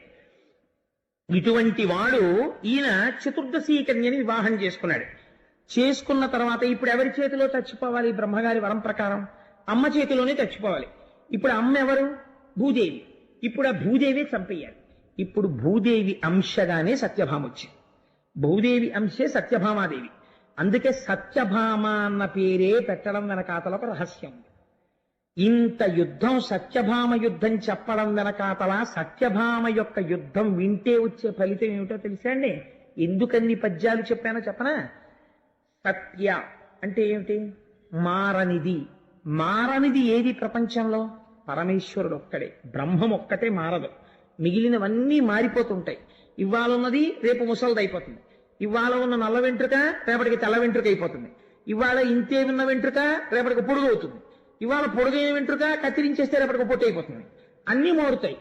మారని వాడు ఈశ్వరుడు ఒక్కడే. మారని ఈశ్వరుణ్ణి ఆధారం చేసుకుని మారుతుంటుంది జగత్తు. మారని వాడు సత్యమైతే ఆ సత్యము యొక్క కాంతి, మా సంపద. ఆ సత్యము యొక్క కాంతి వలన వచ్చే సంపద మీకు ఎక్కడ కనపడుతుందో తెలుసా అండి? భూమిలో కనపడుతుంది. ఎలా? మీరు ఒక వడ్డు గింజ పట్టుకెళ్ళి భూమిలో పెట్టి ఇన్ని నీళ్లు పోశారనుకోండి, ఈ నీరు, ఈ భూమి, ఆ సూర్యకిరణం తగిలి సత్యమైనటువంటి పరమాత్మ యొక్క కాంతి చేత, అనుగ్రహం చేత ఈ వడ్డు గింజలోంచి రేపటికి ఒక మొక్క పైకొచ్చింది. మీకొచ్చిన సంగీతం అంతా మొక్క దగ్గర పాడండి. ఆ వడ్డు గింజలోంచి తీసుకురండి, రాయి మీరు పెట్టి మొలకెత్తదు. మట్టిలో పెట్టి నీరు, సూర్యుడు పడితే మొలకెత్తుతుంది. ఈ మూడు కలిపితే మొలకెత్తగలిగిన తత్వం ఎవరు తెచ్చారు? అదే ఈశ్వరుడు. ఇప్పుడు ఇది మా సంపద అయింది. మీ ఇంటికి బస్తాడు ధాన్యం వచ్చింది. సత్య మా భూదేవి ఐశ్వర్యం. కాబట్టి ఇప్పుడు గరుత్మంతుడి మీద కృష్ణుడి పక్కన సత్యభామగా కనపడుతున్నది ఎవరు? ఈశ్వరుడి సొత్తైన భూసంపద. ఇప్పుడు ఎవరి చేతిలో చచ్చిపోతాడు? భూదేవి చేతిలోనే చచ్చిపోతున్నాడు. చతుర్ముఖ బ్రహ్మగారు ఏమన్నారు? మీ అమ్మ చేతిలో చచ్చిపోతా ఉన్నారు. ఇప్పుడు సత్యభామ అంటే ఎవరు? సాక్షాత్ ఈశ్వరుడి పత్ని అయిన భూమి. ఆ సంపద, సంపద రాశీభూతమై ఆయన పక్కన నిలబడింది. లక్ష్మీ అంశ అయితే రుక్మిణి, భూవంశ అయితే సత్యభామ. అందుకని ఆవిడికి ఇంకో పేరు ఉండదు, సత్యభామగానే ఉంటుంది. అందుకని సత్యభామగా వచ్చి బాణప్రయోగం చేసింది. ఎప్పుడు చచ్చిపోయాడు? అమావాస్య నాడు చంపేశారు నరకాసురుడు. అమావాస్య నాడే చంపడం ఎందుకు అంటే, నరకాసురుడు చచ్చిపోతే పట్టాభిషేకం ఎవరికి అవుతుందో తెలుసా అండి? భగదత్తుడికి అవుతుంది. భగదత్తుడు ఎవరు? నరకాసురుడు కొడుకు. నరకాసురుడి కొడుకు పేరు భగదత్తుడు. నరకాసురుడు అమావాస్య నాడే చచ్చిపోవాలి. అమా అంటే కూడా అని. అమా అంటే సంస్కృతంలో కూడా అని. వాస అంటే ఉండుట అని. చంద్రమా మనసో జాత చక్షో సూర్యో అజాయత అంటుంది పురుష సూక్తం. మనస్సుకి చంద్రుడికి సంబంధం. అమావాస్య నాడు చంద్రుడు ఉండడు. అంటే మనస్సు ఏమైపోయింది? ఇప్పటి వరకు నేను నాది అని సంసార భావమునందు ఉన్నటువంటి మనస్సు సూర్యుడిగా ఉన్న నారాయణుని ఎందుకు కలిసిపోయింది? ఈ చంద్రుడి యొక్క తేజస్సు. కాబట్టి ఇప్పుడు ఎక్కడుంది మనస్సు? కూడిపోయింది ఆయనతోటి. అమావాస్య అంటే కూడి ఉండుట, ఆయనతో కలిసి ఉన్నది. అంటే ఇప్పుడు పైన ఉన్నటువంటి అజ్ఞానమంతా కూడా నశించినది సత్యభామ యొక్క అనుగ్రహము చేత, ఆ భూదేవి యొక్క అనుగ్రహము చేత, ఆ బ్రహ్మ సంపద యొక్క అనుగ్రహము చేత, బ్రహ్మ జ్ఞాన సంపద యొక్క అనుగ్రహము చేత. పోతే ఏది మిగిలిపోయింది? ఆత్మావై పుత్రనామాసి, కొడుకు భగదత్తుడు. భగ అంటే భగవంలో భగ, షాడ్గుణ్యములు అంటే ఆత్మతత్వము తెలుసున్నవాడు మిగిలిపోయాడు. అమావాస్య ఈశ్వరుడు యందు మనస్సు లయమైపోయింది. ఇప్పుడు ఇది ఏ స్థితిని చూపిస్తోంది? మనం పుట్టిన తరువాత మనం దేన్ని పొందాలో చూపిస్తోంది. మనం పుట్టి ప్రాగ్జ్యోతిషంలో ఉండవలసిన వాళ్ళ మహిష్మతిలో పడిపోయి చతుర్దశిని పెళ్లి చేసుకుని ఊళ్ళో అన్ని తీసుకొచ్చి ఇంట్లో పెట్టి అన్ని నావి నావి నావి అని బతుకుతూ స్పష్ట ప్రజాపతి కూతుర్ని తెచ్చుకుని మాయలో పడి కొట్టుకుంటుంటే అమావాస్య నాడు భూదేవి సత్యభామగా వచ్చి మననైనా చిట్ట చివరికి ఎవరు కలుపుకోవాలి? భూదేవి కలుపుకోవాలి. అందుకని ఈ రహస్యం తెలిస్తే సత్యభామాదేవి యుద్ధాన్ని ఎవరు వింటున్నారో వారికి బ్రహ్మజ్ఞానము ఒక జన్మలోనైనా కలుగుతుంది, వాళ్ళకి అదృష్టం పడుతుంది. ఆ బ్రహ్మజ్ఞానం కలిగితే నరకుడు మరణిస్తాడు. అమావాస్య నాడు సూర్యనారాయణుడితో మనస్సు చేరిపోయింది, మనస్సు పోయింది, జ్ఞానం ఉండిపోయింది. ఆ జ్ఞానము చేత తాను పరబ్రహ్మమయ్యాడు. ఈ శరీరం అన్న భ్రాంతి పోయింది, భగదత్తుడు ఉండిపోయాడు. భగదత్తుడికి పట్టాభిషేకం అయిపోయింది. ఖైదులో ఉన్న 16,000 మంది కృష్ణుడు భార్యలైపోయారు. అంటే ఇదంతా ఈశ్వర విభూతి అని తాను అంగీకరించి నమస్కరించి నిలబడిపోయాడు. ఇంతకన్నా గొప్ప పండగ ఏముంటుంది? ఆత్మతత్వం తెలియడం. అందుకని దేవతలు దివ్యలు వెలిగించారు. దీపావళి పెట్టండిరా దీపాలన్నారు, మోగించండిరా బాణసంచా అనలేదు. దీపాలు పెట్టండి అన్నారు, దీపావళి దీపాలు వెలిగించండి, దీపాలు వెలిగించండి. ఆత్మజ్యోతి ప్రకాశించింది, మళ్ళీ ప్రాగ్జ్యోతిషపురమునకు పట్టాభిషిక్తుడు అయ్యాడు. కాబట్టి ఇది దివ్యమైన లీల. అందుకని సత్యభామ చేతిలోనే నరకాసురుడు మరణించాలి. శరీరం పోవడం అన్నది ఎప్పటికైనా భూమిలోకే వెళ్ళాలి తప్ప ఎవడి శరీరమైనా సరే, ఎంత గొప్ప శరీరమైనా సరే, ఏమంటే నాది ఇంత గొప్ప శరీరం కదా, మహా అయితే ఏమంటాడండి, మా పొలంలో సమాధి కట్టండి అంటాడు. వాడి పొలంలో అయితే మాత్రం మట్టిలోకి బోడే ఉంటుంది, వాడి పొలంలోకి పోతాడు. లేకపోతే ఇంకా విర్రుండిపోతే ఏమనాలి, మా ఇంటి వెనకాల నువ్వు కప్పెట్టేయండి అన్నాడు. అక్కడైతే మాత్రం ఏమైంది, మట్టిలోకే పోయాడు. ఎక్కడికి వెళ్ళినా ఎప్పటికైనా ఎందులోకి వెళ్ళిపోతావు? భూమిలోకే వెళ్ళిపోతావు. కాబట్టి తల్లి చేతిలో మరణము అంటే శాస్త్ర రహస్యమును తెలుసుకొనుట, శరీర స్థితిని తెలుసుకొనుట, ఆత్మతత్వమును తెలుసుకొనుట, దీంట్లోంచి వెలుగులు వచ్చాయి. అది దీపావళి. అందుకని దీపములు వెలిగించారు అని నరకాసుర వధ వెనక మన జన్మ వృత్తాంతాన్ని, మన ప్రస్థానాన్ని పెట్టి, అందుకని ప్రాగ్జ్యోతిషమని చెప్పి దీపావళి పండగ ఎప్పటికీ చేయవలసినదే, దీపములు వెలిగించండి అని పెద్దలు నిర్ణయించి, మన ఋషులు ఏం చేసినా వెర్రెక్కి పెచ్చెక్కి చెప్పరు. ఇంత ఆంతరమైన కథ ఉంది. వాడికి అర్థం కాదేమో పాపం, వాడికి ఎలాగైనా అందంగా చెప్పి వాడు వినేస్తే, తెలిసి విన్నాడో తెలియక విన్నాడో, విన్నంత మాత్రం చేత వాడికి ఫలితం వచ్చేయాలి. అందుకని కృష్ణుణ్ణి పక్కన కూర్చోబెట్టి సత్యభామ యుద్ధం చేస్తున్నట్టు చెప్తారు. ఇప్పుడు సత్యభామ యుద్ధాన్ని సంతోషంగా విన్నాడనుకోండి, తెలిసి విన్నా తెలియక విన్నా ఎవరి యుద్ధం వింటున్నారు మీరు? సత్య భామ, ఈశ్వరుడి యొక్క కాంతి సంపద యొక్క యుద్ధమును వింటున్నారు. ఆ యుద్ధం దేని మీద ఉంటుంది? అజ్ఞానం మీద ఉంటుంది. కాబట్టి ఇది విన్నవాడు ఏం పొందుతాడు? జ్యోతినే పొందుతాడు. ఇంత గొప్పగా 2 స్థాయిలలో ఇంత అందమైన ఆవిష్కరణ చేసినటువంటి పోతనామాచ్యుల వారి పాదాల విందములకు వేరొక్కసారి నమస్కరిస్తూ, మన కోసమని ఇంత గొప్ప లీల చేశాడు పరమాత్మ నరకాసుర సంహారంలో.